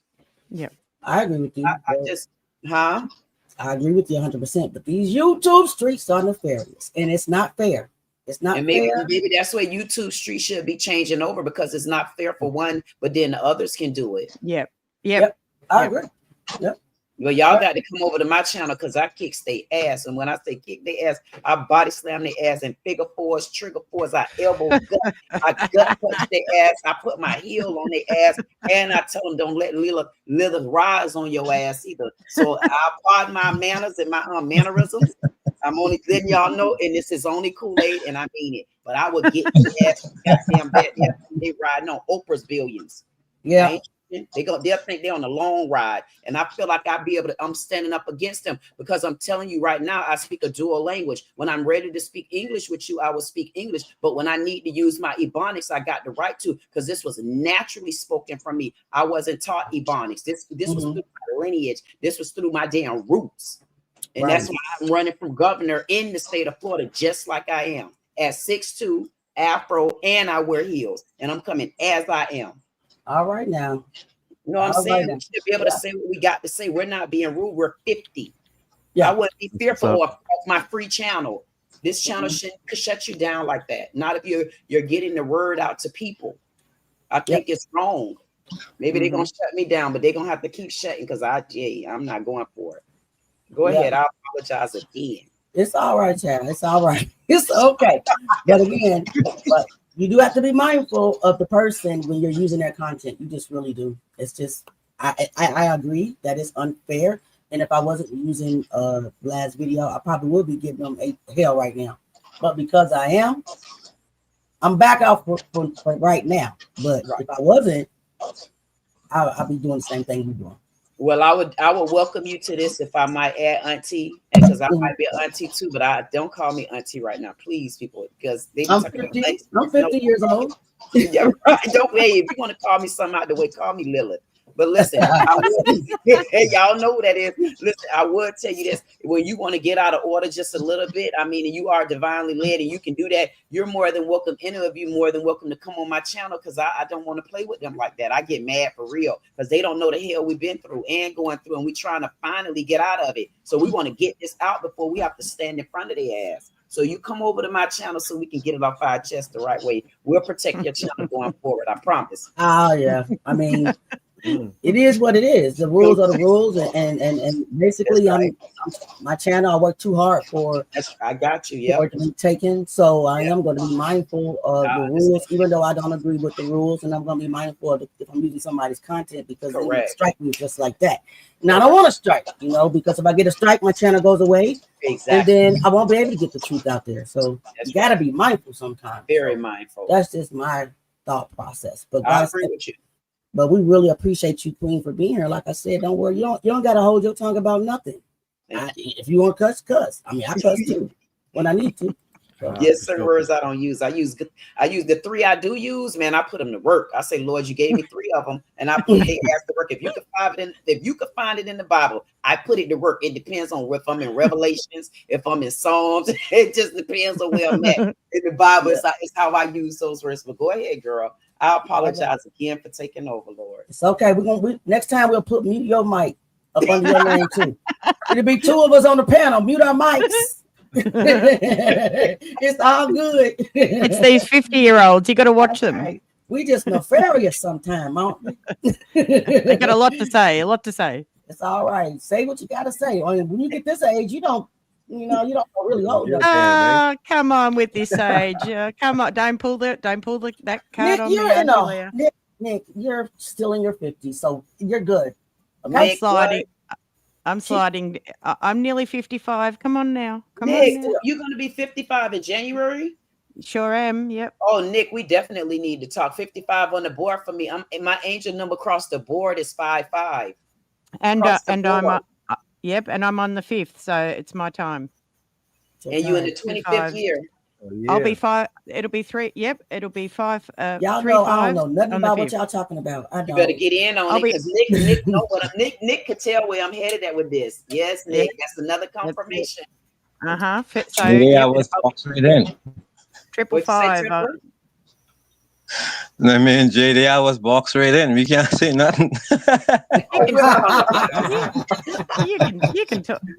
I'm great. I'm muting all the women mic. I'm muting all y'all mic right now. We in between them too. All right, guys. All right, let's get back. Temper already know that about me, though. Temper know I go on for hours. It's all good. It's all good. But look, guys, we are almost at the end of this video, so let's get back into it. Alrighty. Wrap the video up, and then we can chit chat, whatever. All right, let's go. Let's do it.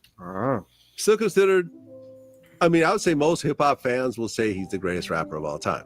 Now, there's going to be a debate, but I think if you look at most hip hop fans of a certain age, Tupac, you'll probably hear Tupac, especially internationally. If you look at the whole world, right. I think he made the biggest impact as a rapper. Now, Vlad, you know that there's cats that may come with a doper bar here or there, but when you ask cats like who do they resonate more with, who do whose music moves you the most, they gotta say Pac. Right now, it's just dope songs. Jay-Z is a hell of a lyricist, but I mean, and he's a hell of a businessman, and anybody else who would come up in the conversation. But I mean, I feel like if you ask Jay-Z who is his favorite rapper, of course he might say Big because that's his dude, but in his heart, he knows it's Tupac. Right. Was there any story, from the times you guys hung out, went on tour, in the studio, whatever, that really stands out in terms of a Tupac story? Mother's Day brunch.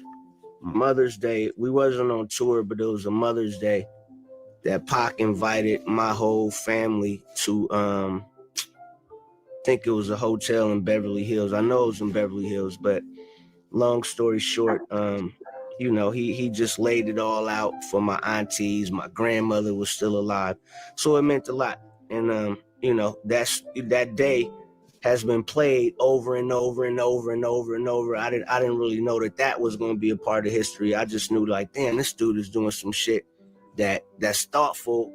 No weed involved, no drinking involved. Like, let's go take our moms to brunch. What the fuck? And he paid for it all, him and Suge. So that's what stood out to me the most.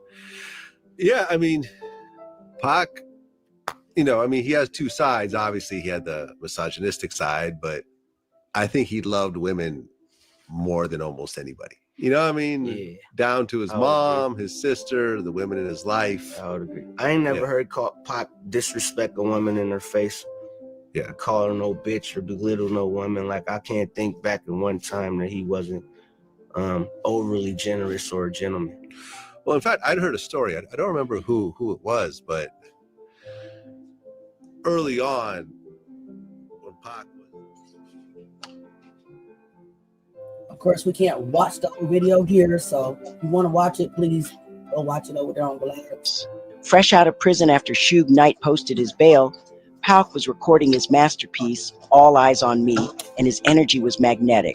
Managed by Sharita Knight, Gonzoe was brought into the fold almost immediately.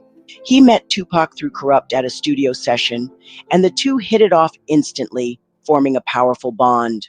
This wasn't just a casual thing. Gonzoe became part of Pac's inner circle.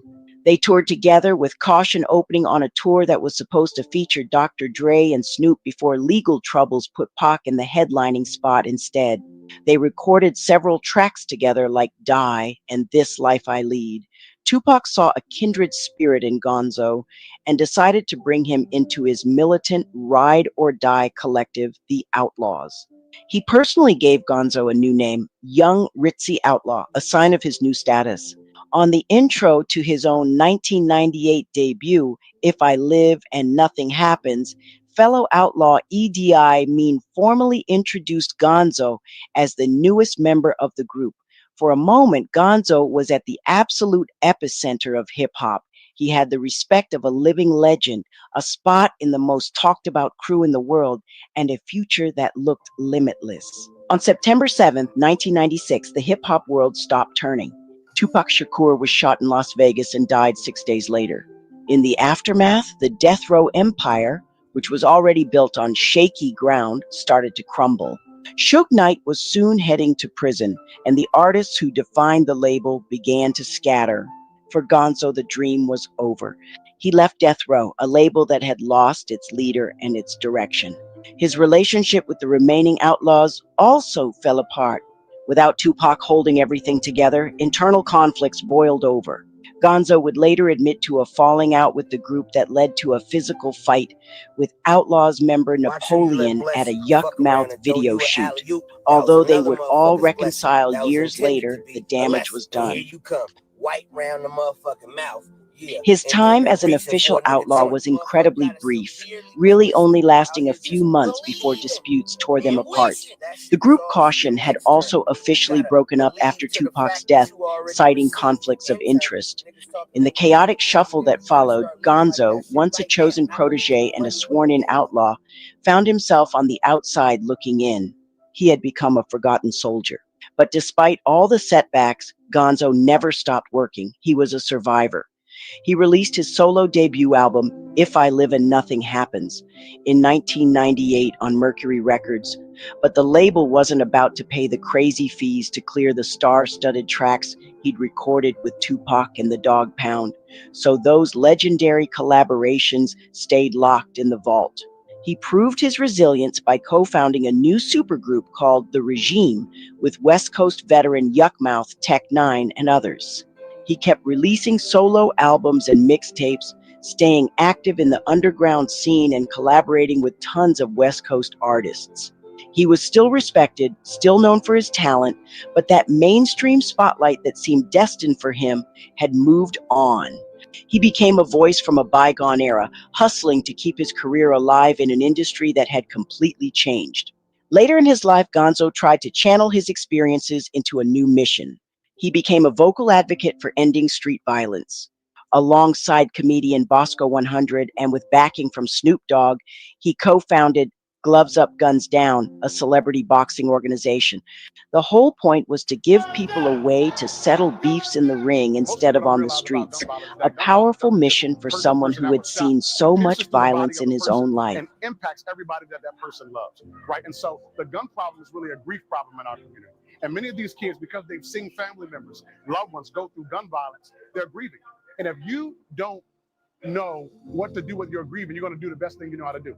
And a lot of them, they're tempted to go toward guns, right? And so here, what we teach them is emotional regulation techniques. We also teach them how to be mentally tough. Like boxers have to be mentally tough. They got to block out all of the negative. A program like this is systemically important because it gives our kids an alternative to settling beef with bullets by teaching them the tried and true art of boxing. One, so it helps because it gives them an alternative.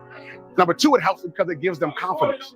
This program is really personal to me. Like, I got family members that died to gun violence. So I want to help the kids, show them that we could provide positive outlook to manage the end. It's keeping me busy and out of stuff because usually people my age, they're usually like into stuff that they're not supposed to be into. So it's definitely something that distracts me from not being into stuff like that. This is more than just us teaching them. Like, you can't imagine how much we come out of pocket with keeping kids hydrated and things like that. That, like I said, it's beyond money for us. This is beyond money. This is really a passion to save our youth.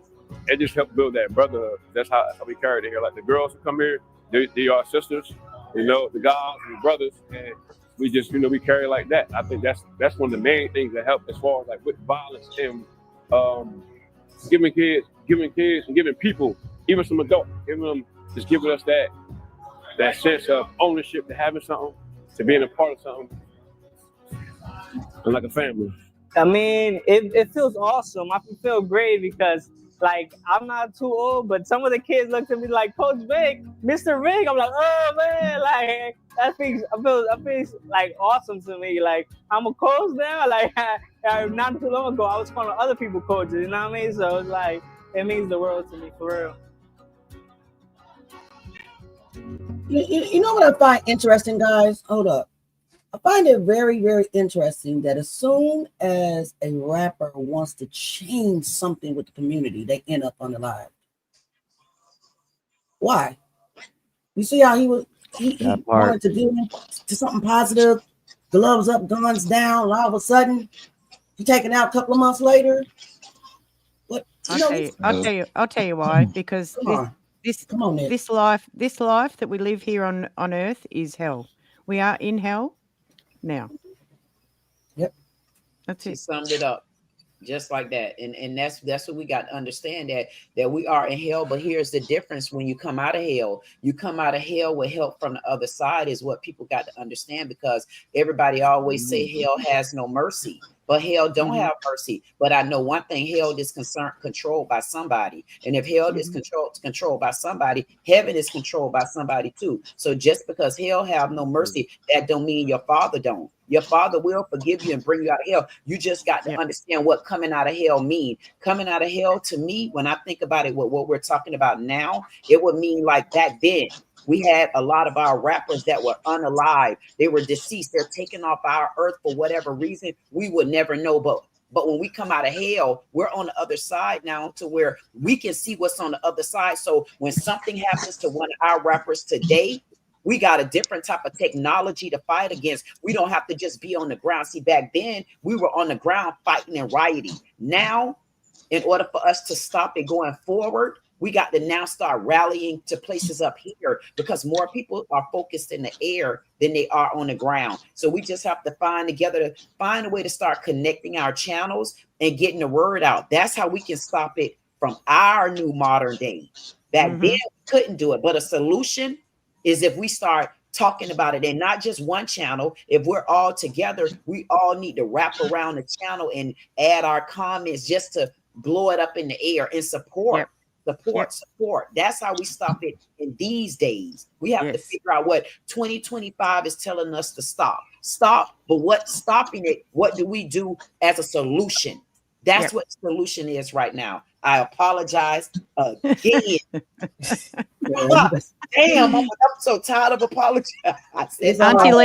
Auntie Leah, Queen reminds me a lot of you. All right. Listen, I'm back here enjoying somebody else talking. Let me come put on her to mute my mic. Listen, you know what? I'm gonna be honest with you, Auntie. I was on another panel, I was on another stage, and I seen this realm right here. And every time I tried to, and Nick know what I'm talking about. Every time I tried to wrap my nosy ass around whether or not this is the home I was supposed to be in, for some reason it seemed like Bo Rickles was thrown in there. People was kicking their goddamn elbows. I'm like, you don't know me? You ain't hear me talking? Y'all don't see me on this damn stage? For some reason, I couldn't get comfortable on the stage. But I tell you what, I can officially tell you tonight, I passed the test again through the Golden Gate, because one, our temper Temper made it in my life, and you won't believe me and Temper met on another channel. And we're going to bring that channel aboard because we talk about stuff like that. And then for me to meet you, Auntie Leah, and then definitely for me to meet Nick. And then here go Jay. I say, yep, Jay is the one I'm going to be sitting down talking to, because me and him going to be picking out them damn afros on the same day. I'm going to say, Jay, I pick my afro out too on their ass. And then you, Auntie, you are the one that I should have been sitting with, because the other lady that I was sitting with, there she go throwing Boriccas at me again. I said, but you, I say, I done found me a home, and I know I'm gonna be welcome. And I'm gonna tell y'all, even then, I'm tired of apologizing. Yeah, welcome. It's welcome. You don't have to apologize. It's all good. It's all good. Guys, we are almost, but I want to explain what we're looking at. What we're looking at, like Gonzoe and Bosco 100, they had beef, right? They was going back and forth on the internet and stuff like that. But when Gonzoe came up with gloves up, guns down, they actually got in the ring and they settled their differences in the ring, which I think was dope. Dope idea. A couple of months later. Men should. Like men should. This is the real, real thing. Yep. So this is what we're looking at now. Nobody really won. It was a draw fight, but it wasn't. I don't think that nobody was supposed to win. Just settle your frustrations. And hang on, and even some women should. I'll go some rounds with some women. Bring it on. Ain't nobody fighting you. Yes, man. Yes, they want to. They want to have a crack. I'm gonna pick up a log and slap the shit out you. That's what I'm gonna do. I'm not great to fight you. Oh, you and me in the ring, Auntie Leah. Empire, what are you going to say about that? Huh? When A and B talking, I see my way out. Yeah, I know, right? And Temper's not getting ready to get in the middle of me and you talking. Always in the middle. Get into the ladies' fight. No, Temper's so wise. He like, I see my two aunties talking. I ain't saying nothing.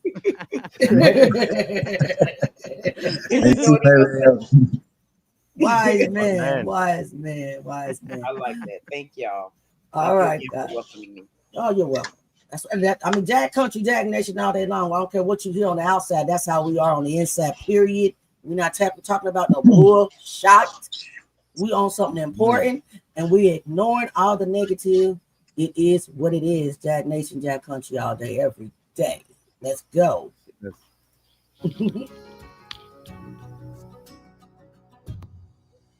Okay, getting off the short hooks. Okay, Bosco been in the gym training. He got it. Okay. I see. Oh, look at him. They both anxious right now. It's all about, taking your time and setting up. Who's commentating? It's a big celebrity Snoop fight Dogg. Snoop. Listen, they have great form actually. I see that. They're using a jab. Gonzoe's trying to work the body. They'll come upstairs. I love it. I love it. Saw a little neat action, but they're working it out. Referee just let them. We saved the MMA for later. The referee, he's staying far away. Gonzoe's got a short reach. Short reach. That body shot is a cold thing. I like it. Okay. But he wasn't scared at all. Might be a little slower, but he's no, doesn't mean anything. You can punch hard. Making it count when you connect. Okay, good shot. Good straight jab.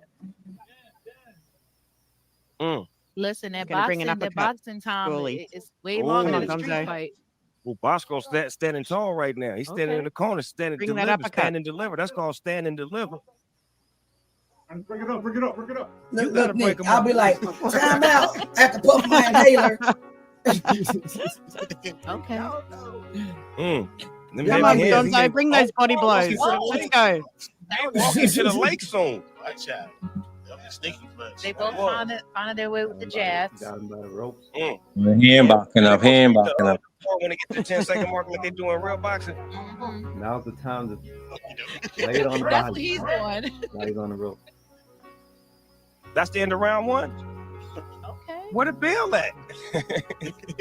This is that ding. It rhymes with bell. It was a yell. It was a yell, not a bell. This is the remix. Good to see you.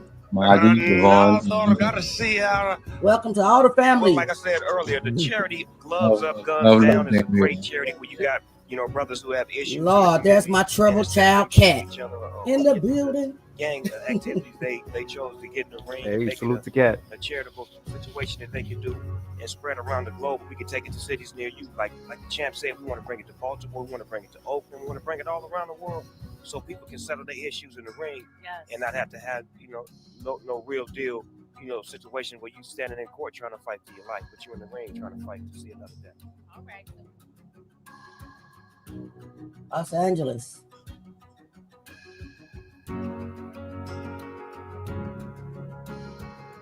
All right, guys. So it looks like that we are about to possibly come up on the songography. That one person is no, now not dead yet. after the shooting in White Center that we have been talking about all morning. This happened about 8 last night near the Shell station right near Roxwood Park. Detectives say the suspect fled in a car, but no description yet. The car, with of course, excavated cover view where he died.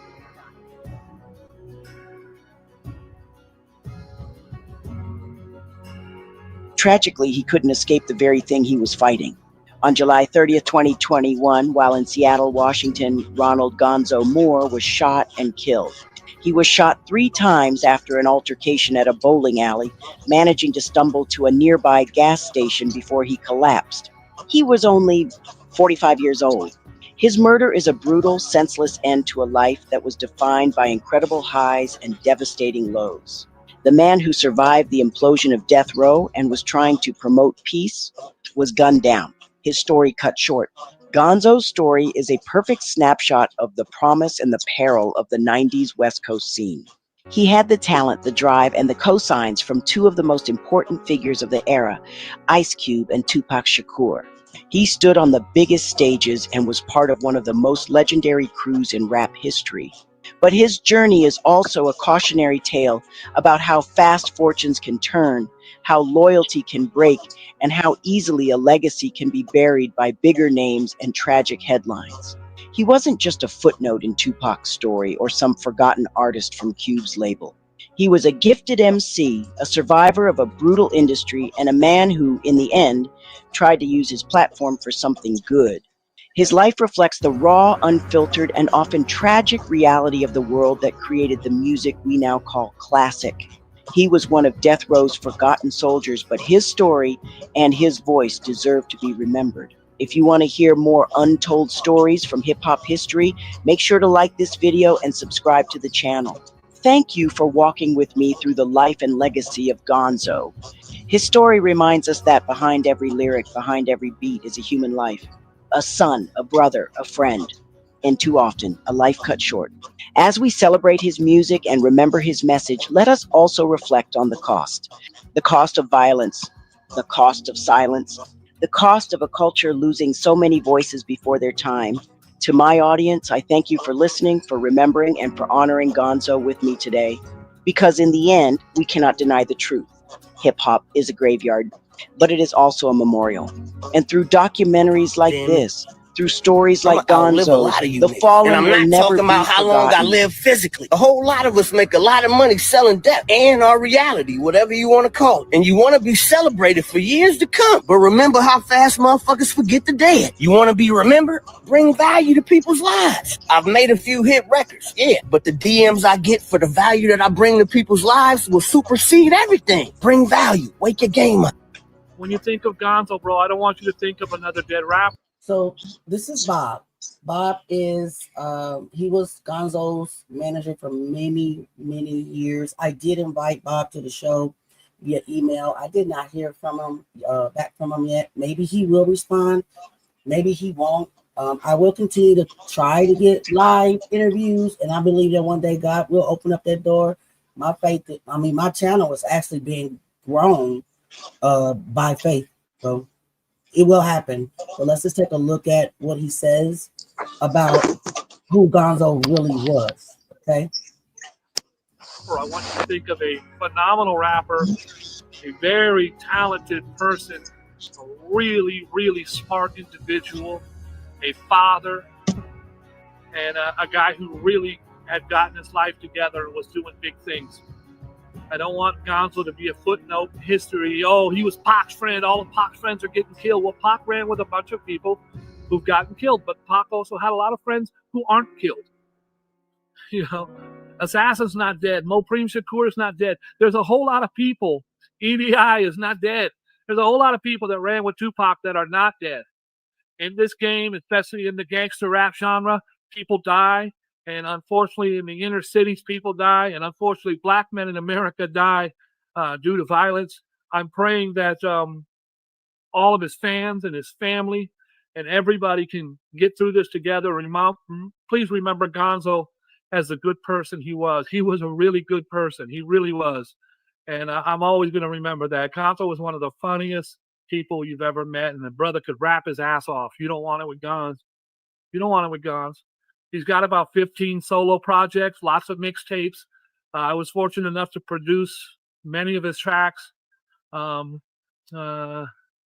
shout out to Gonzoe and all the fans around the world. Please keep his family and his children in your prayers. Okay? God bless you all. God bless you, Gonzoe. What's cracking, man? It's your boy Gonzoe representing the West Coast constantly, man.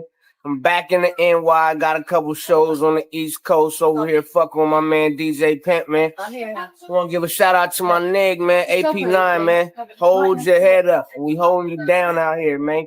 What y'all niggas know about these clear roll-ups, man? You know what I mean? What the hell is that? Clear rolling out, papers? man. Raisin gang. We always come with something new. Yada. All right, we out. Let's walk with it like DJ the West Side walk with it. I ain't fucking with that shit. Keep it a gangster, bitch. Holla. Nah. Hey, I'm the most hood-this nigga you know. But if I say walk with it like DJ you bitch ass niggas better follow my lead. DJ Pimp ain't following shit. DJ Pimp going to max some DJ hoes. Pimp talking shit. Look, we on 8th Avenue. I got to go get all my hoes money right now. So we going to keep this shit short. Shout out to AP9. Keep your head up, baby. Shout out to the Huss. And I might go knock one of you niggas bitches tonight, too, man. New York nigga might be getting some meat taken off his plate Look, tonight. man, you watch The Wire? I just left DC. Motherfucker, then you know that Barlow be fucking around. Marlo, whatever the fuck his name, fucking around in New York. I fuck with the Barksdales, man. Marlo's a bitch. The Barksdales is the real deal. What'd you say? I don't. Quarter, nah. Baby want a quarter, got a Louis purse on. That don't make sense, do it. All right, player. You know where you're going? Man, I just picked up my man DJ Pimp. We in Times Square. That's right. From the version, my man Skills. He out here on the grind and shit. Selling dope. You feel me? How many of them you moved, Skills? We moved about 30,000 within about a year and a half period of time. Have they ever been in the store? Have they ever even been in the store? Never been in the store. Only the stores near you in the hoods. You know what I mean? So, what we are about to get into now is the second songography that I made for Gonzoe.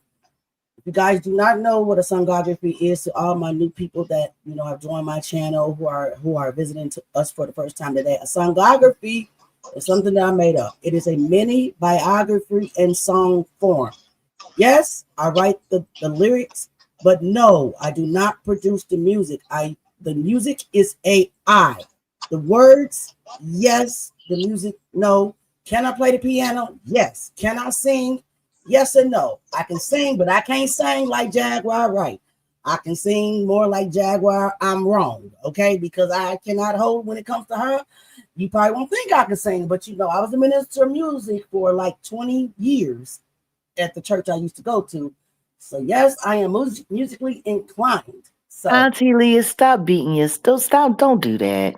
I ain't beat myself up. I'm explaining. I don't want people to think that I am actually creating the songs. I do create the words, and I am the one that created a songography, mini biography in song form. But I do not. These are beautiful expressions of how you feel about your subjects, and I want people to remember that. I know, Jack. That's Jack, what's I'm important. not beating myself up. No, but I'm not. But Jack, I want you to know. I know, but I just want you to know that I'm not out here fronting like I'm a Jaguar, right, baby? I'm a fan. I'm fanned out. Oh, you mean like a lot of these weirdos that are running around calling themselves AI artists? Yes, yeah. That's what we do, Jack. You know that. Ain't none of us fake over here. Oh my goodness, God bless them. Well, hey, You know, be all you can be in the YouTube army. Listen. If how long you stay in them woods. One thing about Jag Nation and Jag Country, that none of us is fake. None of us. We're not going to proclaim to be something that we're not. Period. Absolutely not. And Jag is definitely the truth, and I don't give a crap what nobody say. She's attacked the way she's attacked because she is the truth. Period. Point blank. No you know what? Partners of the style. Yeah, absolutely. And I want to ask you a question too, Jaguar. Nice meeting you as well. I want to ask you, how did it feel? How did it feel at some point in your life, knowing that you was by yourself, but you wasn't gonna stop talking? I've never been by myself. Meaning as far as like people that are coming. God has always been with me. I never did it for people to be anywhere. Exactly. I've never done that. This isn't about what people think. This is about what God asked me to do. Exactly. I'm glad you said that. The reason why I asked you that is because I know when I say things, I've stepped on a lot of panels, and people, when you got to tell them the truth and you're bold about telling them the truth, they are anal about it. So I asked that because I had to realize on the inside, I don't have people that I'm bringing with me. All I had to do was make 3 commitments from my heart. And as long as I keep my commitments here, I'm going to say what I said. I'm going to mean what I'm saying, and I'm not taking it back. And if I have to take it back, it's because you lied when you told me the story the first time. God damn it. Sorry. And I say sorry, I don't really mean it. And y'all know me going forward. When I say sorry, I don't mean it. When I say I apologize, I mean it. When y'all hear me say sorry, say she don't mean that. Because they do. Jag that's is not. what I was meaning by that. Because I know at some point, Jaguar, at some point, did you feel like everybody just was coming at you, but you still was coming back at them until they just realized you wasn't going to give it up? She's never going to give it up. Never. And she's I like that. That's what the fight I want. Never, ever. Her strength comes from God. When your strength comes from the Lord, then you ain't scared of nothing. I feel like I'm at home now for real. I'm not being funny. I feel like I wanted to do like this just now. Where have you been? Where have you been? What took you so long? Looking for y'all asses. Welcome home. Y'all know how long I've been hunting in the woods looking for y'all. Now I can't quit talking. I've been hunting for y'all. You can't compromise truth tellers. Huh? I said there's no compromising with truth tellers. I'm telling Listen. None at all. So with that being said, guys, we're going to wrap up the live, but right now I'm going to finish up the songography. Listen to the words, as I always said. I know Jag told me to stop beating myself up. I'm not beating myself. Yeah, and I told you too. I told you too. I'm about to mute. Nah, I'm just playing. Mute her. Mute her and leave her to me. Mute her. I'm y'all asses. This is mute. Okay. So, with that being said, we're about to get into the songography. And that's what I always encourage you guys to do. Listen to the words, okay? The words, all right? I'm going to unmute y'all, I promise you. But we have to wrap up the video, and then we can all talk, ask questions or whatever. But let's just finish this up, okay? Let's get it.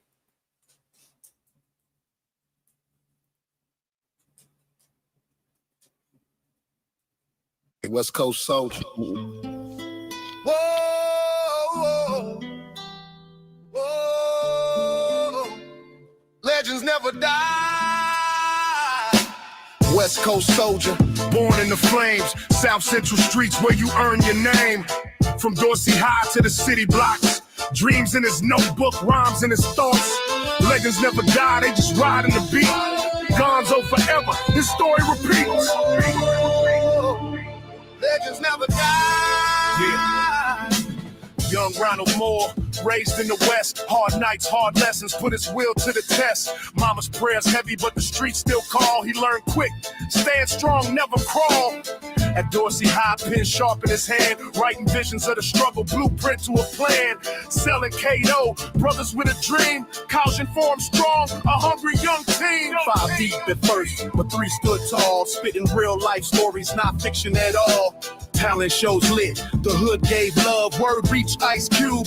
Blessings from above, signed the lynch mob. The moment had arrived, South Central low scandalous, kept the West alive. Street symphonies, raw pain and pride. Young kings with a vision, no mask to hide. From the block to the stage to the world so wide. Dreams of escape, but the pain won't hide. Legends fall, but their echoes remain. Through the beats, through the mic, through the joy and pain. On the back to the stage, that the walls go wide. Dreams of escape, but the pain won't hide. Legends fall, but their echoes remain. Through the beats, through the mic, through the joy and pain. After Kausion split, he walked his own road, carrying the weight of the stories he told. Albums drop, mixtapes in the wind. Every rhyme sharp like the blade of his pen. Cross paths with the outlaws, bonded with pop. Brotherhood eternal, no force can stop. Shared visions of struggle, freedom and fight.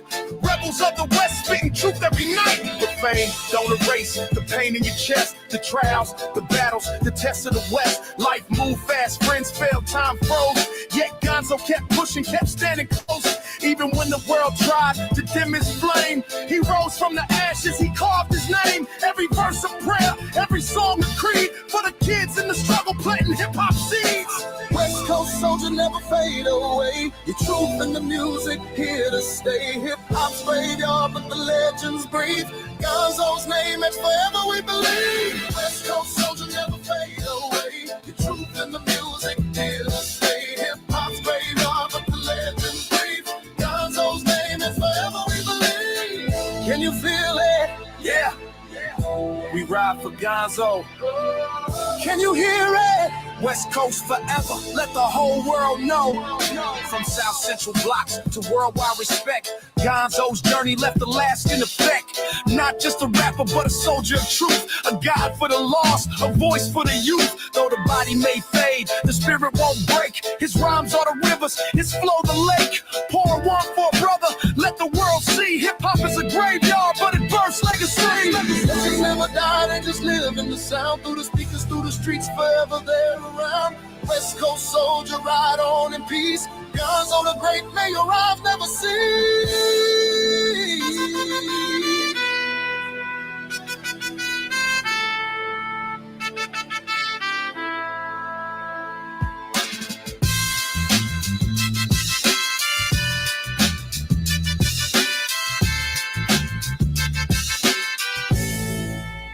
Thank y'all. Thank y'all.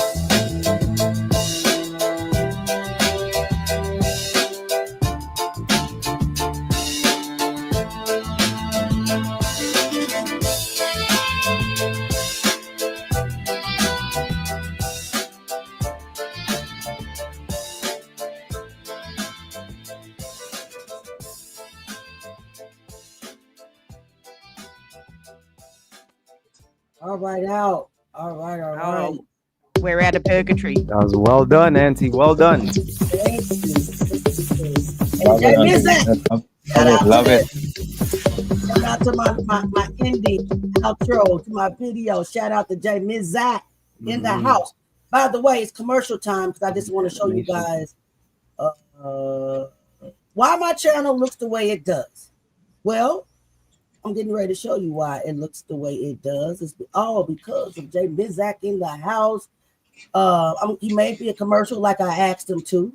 So, and he has a filter on it. Yes. Specials for the end of the week.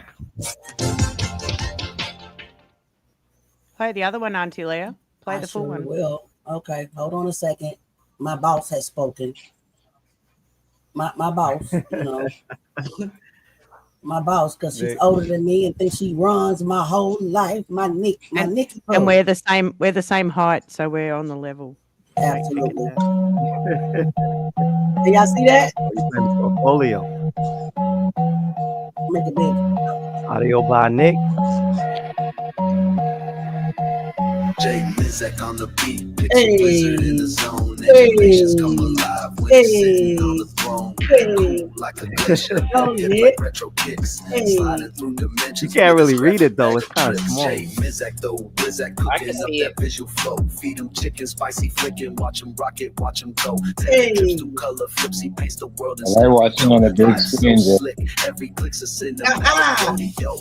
Frame by frame, he's redefining the game with the stylus in hand. He's burning through fame, never static, always magic. He's the real MVP. His mind's a canvas, branding, identity, from north logo to south, design, his style all is of that. international. Palette so radical, vibes so irrational. He don't just All in one, all in one. captivates. Got your screen begging, please don't hibernate. So when you see the glitch glow, just know it's him, bro. J Mizak on the rise, making head spin in slow mo. I know how to be turned up. Cream on the volcano, chicken fuel genius. Yeah, now Go, you know. queen.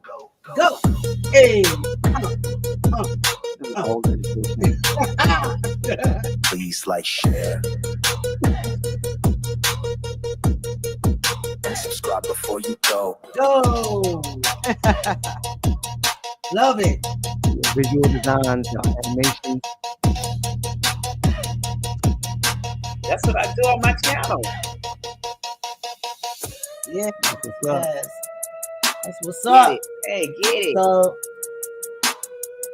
if you guys like the way my channel look, J Mizak will be the reason why it looks the way it looks. You got Nick on the beat on this commercial.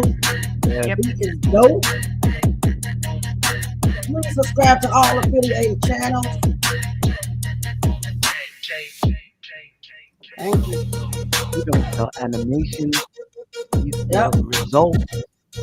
Please like, share, and subscribe before you go. Go.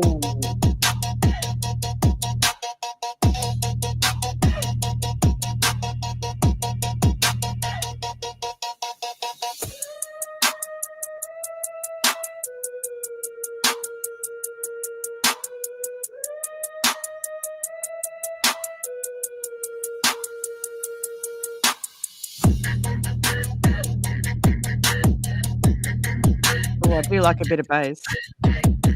Yeah. Oh.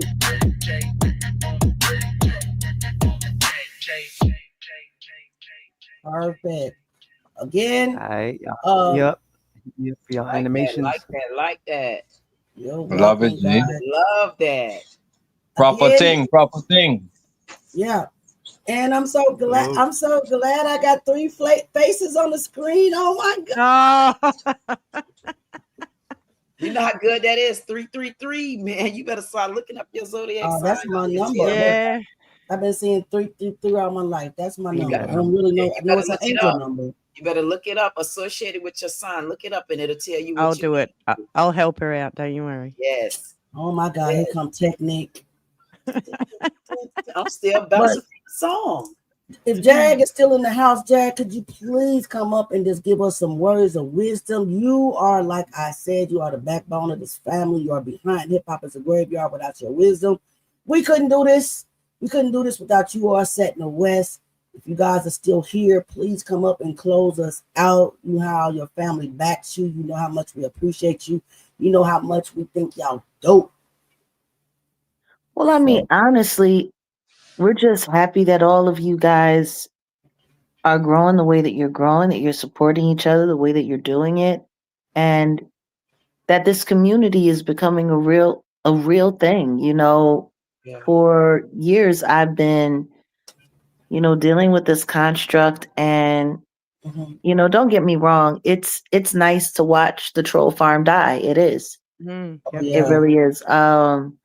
Watching them squirm, watching them share, viewers watching, because now it's becoming obvious that it. Just say when you look at the way people spend all of their time lying on this construct, because it's weird. They spend so much time trying to frame me as a liar, and then you just listen to them tell lie after lie after lie after lie after lie, hoping to get a reaction, hoping to get a response. it's nice to see all of you guys flourishing and growing in truth and honesty, watching your channels surpass their channels, watching Yeah. and it just goes to show that the truth has just as much appeal when you're committed and dedicated to it as anything else. And for so long, lies have been championing, you know. But it's nice to know that the sector that we're creating, it's the alternate, you know, side of that. It's the opposite side. It's the other side of the moon. And you know, I'm proud of everybody. That's really all I can say. Thanks, Jack. Praise God. Thank We're proud of you. And we, you know, Jay Mizak, his yeah, work is wonderful. Nick is building her lane. Auntie Leah, you just hit 20K subs. yes, You know, yes. Temper's growing.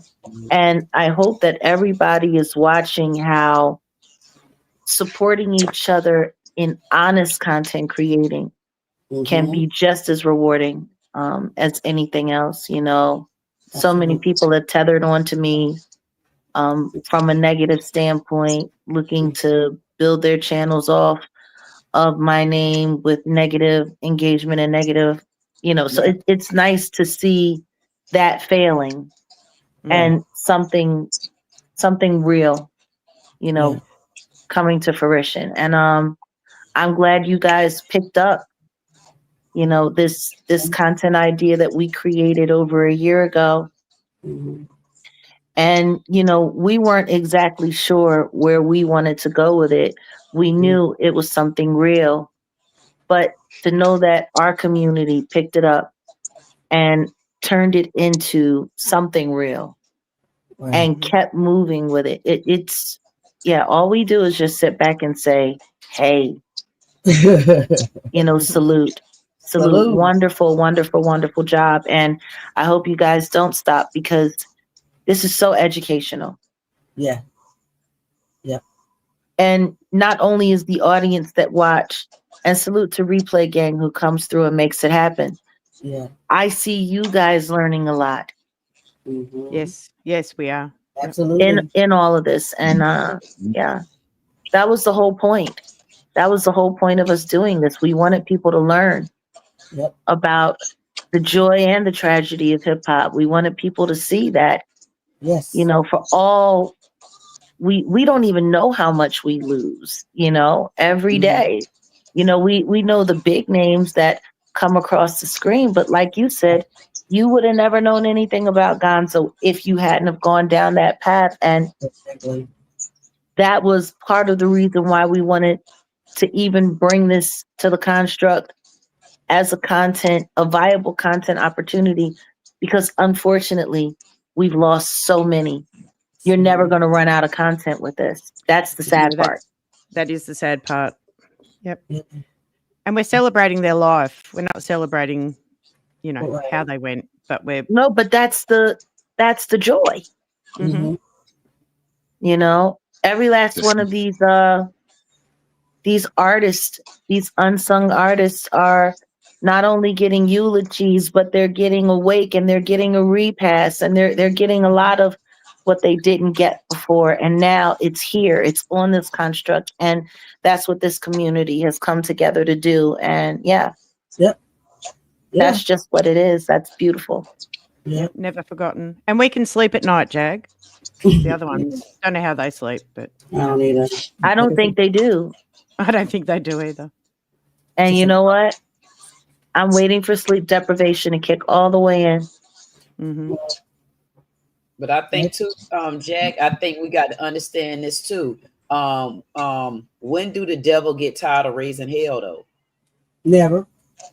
So we gonna always be, they gonna always raise hell. And guess what? And we just have to make sure we build those communities and make sure that we know that we wanna keep going forward. I don't worry about something that's not even on my radar, sweetheart. Right. Yep. Like that's the whole point. Yep. It's not even on the radar. Yep. It's not even on the radar. It doesn't even exist. Yep. Keep going. And that's what we do in that country. That's what we do. We keep going. She's like the epitome of strength. And we learn from that, though. This whole family learns, and we look at what she's been through, and we look at her, the sacrifices she made to basically tell the truth. Sit your ass down, dog. What's wrong with you? And we admire her. And we stand behind her 10 toes. I don't play none of that. I don't play with trolls at all. We're not going to dance. You're not going to come to my channel. You're going to get blocked immediately. I'm not going to play with you, period. And they know that. That's why they don't come here. Yeah. It's all about the truth here. Yep. And I just can't understand how they can sleep at night, how they can look at themselves in the mirror for how they treat another human being. I don't understand it. What is wrong with them? There's something, just, it doesn't matter that it's you, Jag. I mean, it does matter, but to do that to anyone, for thousands of people. It's a mental illness. It's a mental illness. It's all about money. They don't care what they do for $1. They have no. I'm talking about what integrity is. I'm talking about the people that follow them. That I'm talking what is wrong with Oh, them? they mindless. Maybe them too. My bad. Who was talking? Yeah, it's all. Well, I'm talking about all of them, but the people that are just blindly following and joining in on it, it's sickening. It's so strange. Very strange. I don't know how they don't see what they're doing. Yeah, they're lost. Yeah, they don't care. Yeah. They But go ahead, Chimpy. No, I'm gonna say, but it's only when you live something, that you could actually give something back to the people. If you haven't lived anything, if you only doing what everybody else doing, which is supplying to the chaos, nothing's gonna change. But if you actually live something and you want to give back to the community, same thing we learning within this hip hop is the graveyard content. Every one of these young men, after a certain point in time, they wanted to give back, black empowerment, empower the community. But what happened? They got silenced. Mm-hmm. You understand? So it's a serious learning process right now. And like I say, if you haven't lived anything, you ain't got nothing to give. Point blank. Period. And this is what they're trying to do to Jag. You see? Mm-hmm. Yeah. Fail attempt to silence her, she'll never be silenced because her strength does not come from this earth. Her strength comes from God, period. And when your strength comes from God, there's nothing nobody can do to stop you because your strength comes from the Creator, period. They don't get that. They don't get that. They don't get that at all. That's the key right there. Just what you said, Auntie Leah. When you know how to go so deep down in your soul until you had to become selfish on the other side, you had to be lonely, went down the whole rabbit hole where there's nothing to see. I mean, you ain't in nothing but a tunnel. When you go so deep down until you so lonely, you can't do nothing but honestly, you got to lay on your back and whatever brings you up. You know it got to be somebody other than somebody that's on this damn earth. Absolutely. That's you done met your father, your grandfather, your great grandfather. I've met my great grandfather.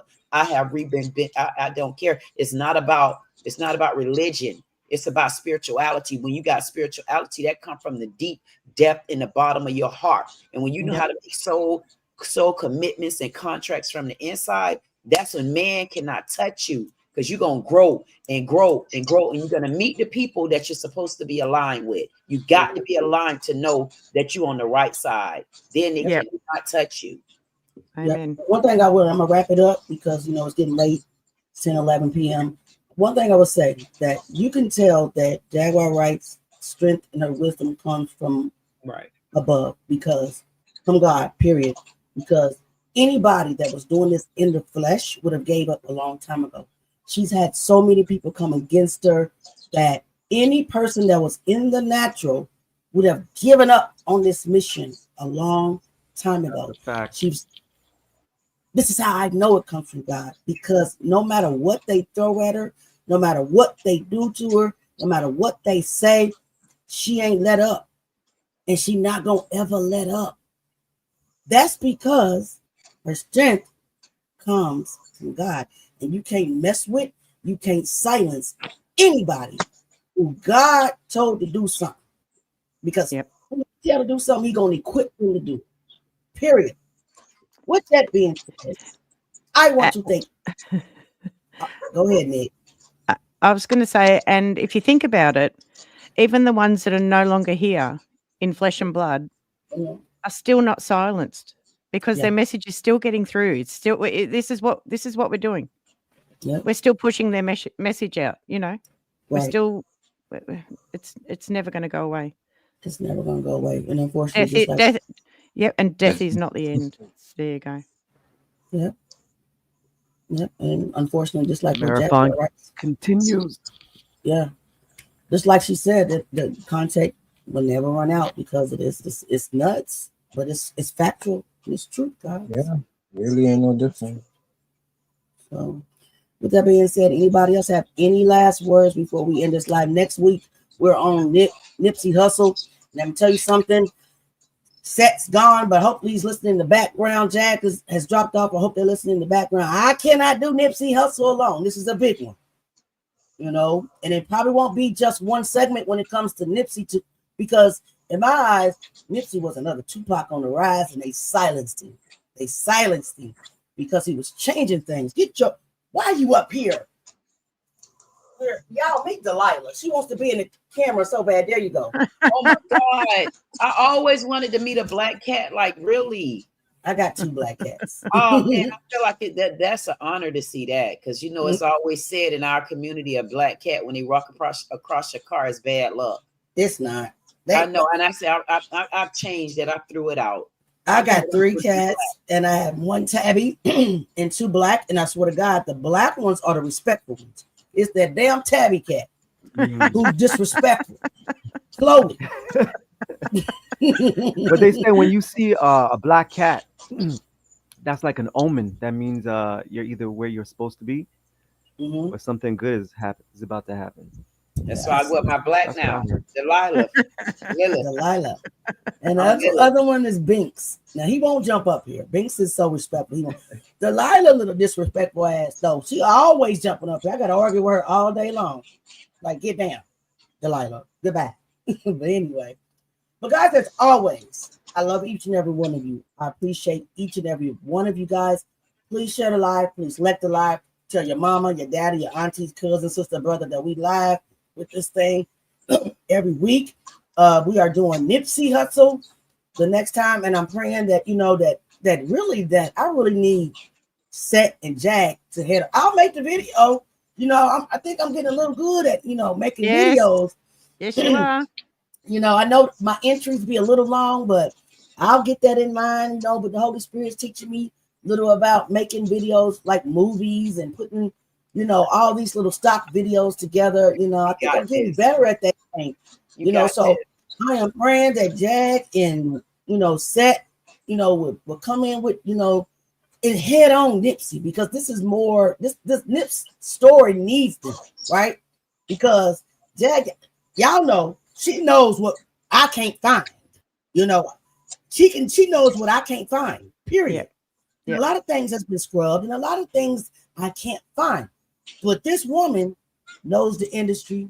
She knows the secrets. She knows how to spit that wisdom. She knows how to present, and she's the best storyteller I ever met in my life. So shout out again to the Queen Jaguar Wright, to Set in the West, the King, to the whole family. Everybody subscribe to everybody.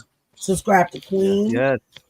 Me, Jay Mizak, Temper, Nick, Set in the West, both of his channels, and both of Jack's channel, the Jaguar Wright Effect and the Jaguar Wright Show.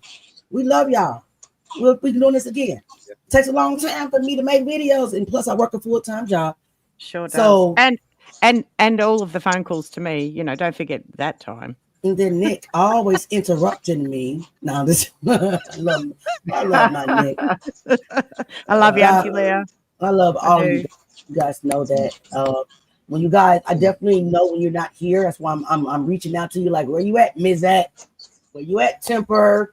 Where you at, Nick? That's you always know where I am, tracking me. Yeah. And in the back chat, I'm gonna put my number back there too, because Alrighty. Whenever you have something, I'm definitely I feel comfortable coming. If you need another voice on the stage, I'm sorry. You're more than welcome. Like anybody in this family it's welcome to come up on the stage anytime. That's how we are. Yes. On this platform, you know, everybody can't come on Jack's platform. She has to be super careful, you know, and I respect that. Everybody can't come on sets. He has to be super careful because he's so, you know, close to Jack. You know, they're like one, and they're under attack a lot. We might not never be able to come to that panel, which is fine with me. I don't care, right? But when it comes to her affiliated channels, her sub channels, you guys are welcome to come up on the panel. That's what we do in this family, you know. So until next time, Nick will be dropping, J Mizak will be dropping, Temper will be dropping, Queen. I don't know if you do videos, but you know, tune in to Queen as well. We love y'all. Hey, Lady Classic, hit the replay. You missed it a little bit, but hit the replay, gang. Shout out to the replay Classic. Hey, so, Lady Classic. Yeah. Anybody else have any? Don't forget. Now I was just gonna say, don't forget, hit me up. This is the last week for the 50% off deal for your animations. Yes. So get it while you can. Because after this, after my birthday, if y'all didn't know my birthday today. Happy birthday. Happy birthday. The only reason why.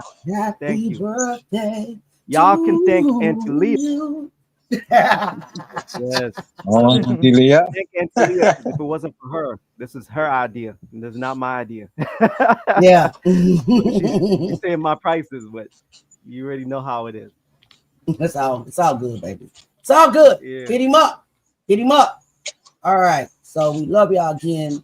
We'll be back with it this week coming up. You know, like I said, I really want Jag and Set to really head Nick off. I'll do the video though. I'm about to go out. You know, Set in the West, he did send me a lot of information. So I don't have to go too far to dig into write the script. Shout out to the animated Auntie Leah. That's my clone voice. Shout out to my avatar. Nick made my avatar. So, you know, we all a team in here.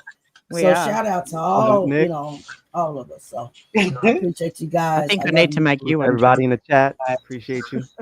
Nick said she's gonna make you one too, Jay. Yeah. And y'all, I don't have a fro. I used to have a fro. I'm locked. Y'all know that. These are locked. Well, you can unlock those lock and come into Fro Land with me. I don't want to ever come back to the Fro Land again. I am so happy I got locks. I don't know what to do. When you try to comb it out. No, man.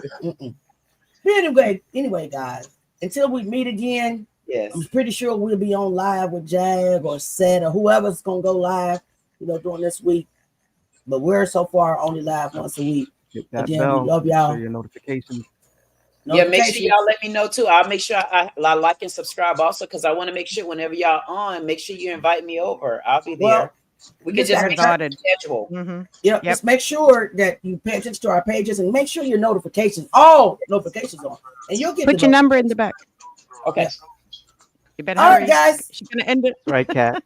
Wait, hold on. I'll give her a few minutes to put it down. Sweet. What? He has to eat. What did he say? You know Jay always got to eat. I'm convinced that's all this man do. Snizak. Snizak Hershey's. That white. Yep, that white chocolate. The white. Yeah, I like the white chocolate. So it's in the back, Nick. You know, I need a little break. Thank you. We see it. All right, guys. I love you guys. I'm about to get started on the Nick video. Okay, so we will see you guys soon, and you guys be blessed. Have a good night. We'll see you guys soon. Peace, everyone. Bottoms up. Remember, next time we do this, we're gonna have a X song where we're gonna talk about that money. Get that. Yeah. Jag Nation, Jag Country. Peace. Peace. Night, night. Please like, share, and subscribe.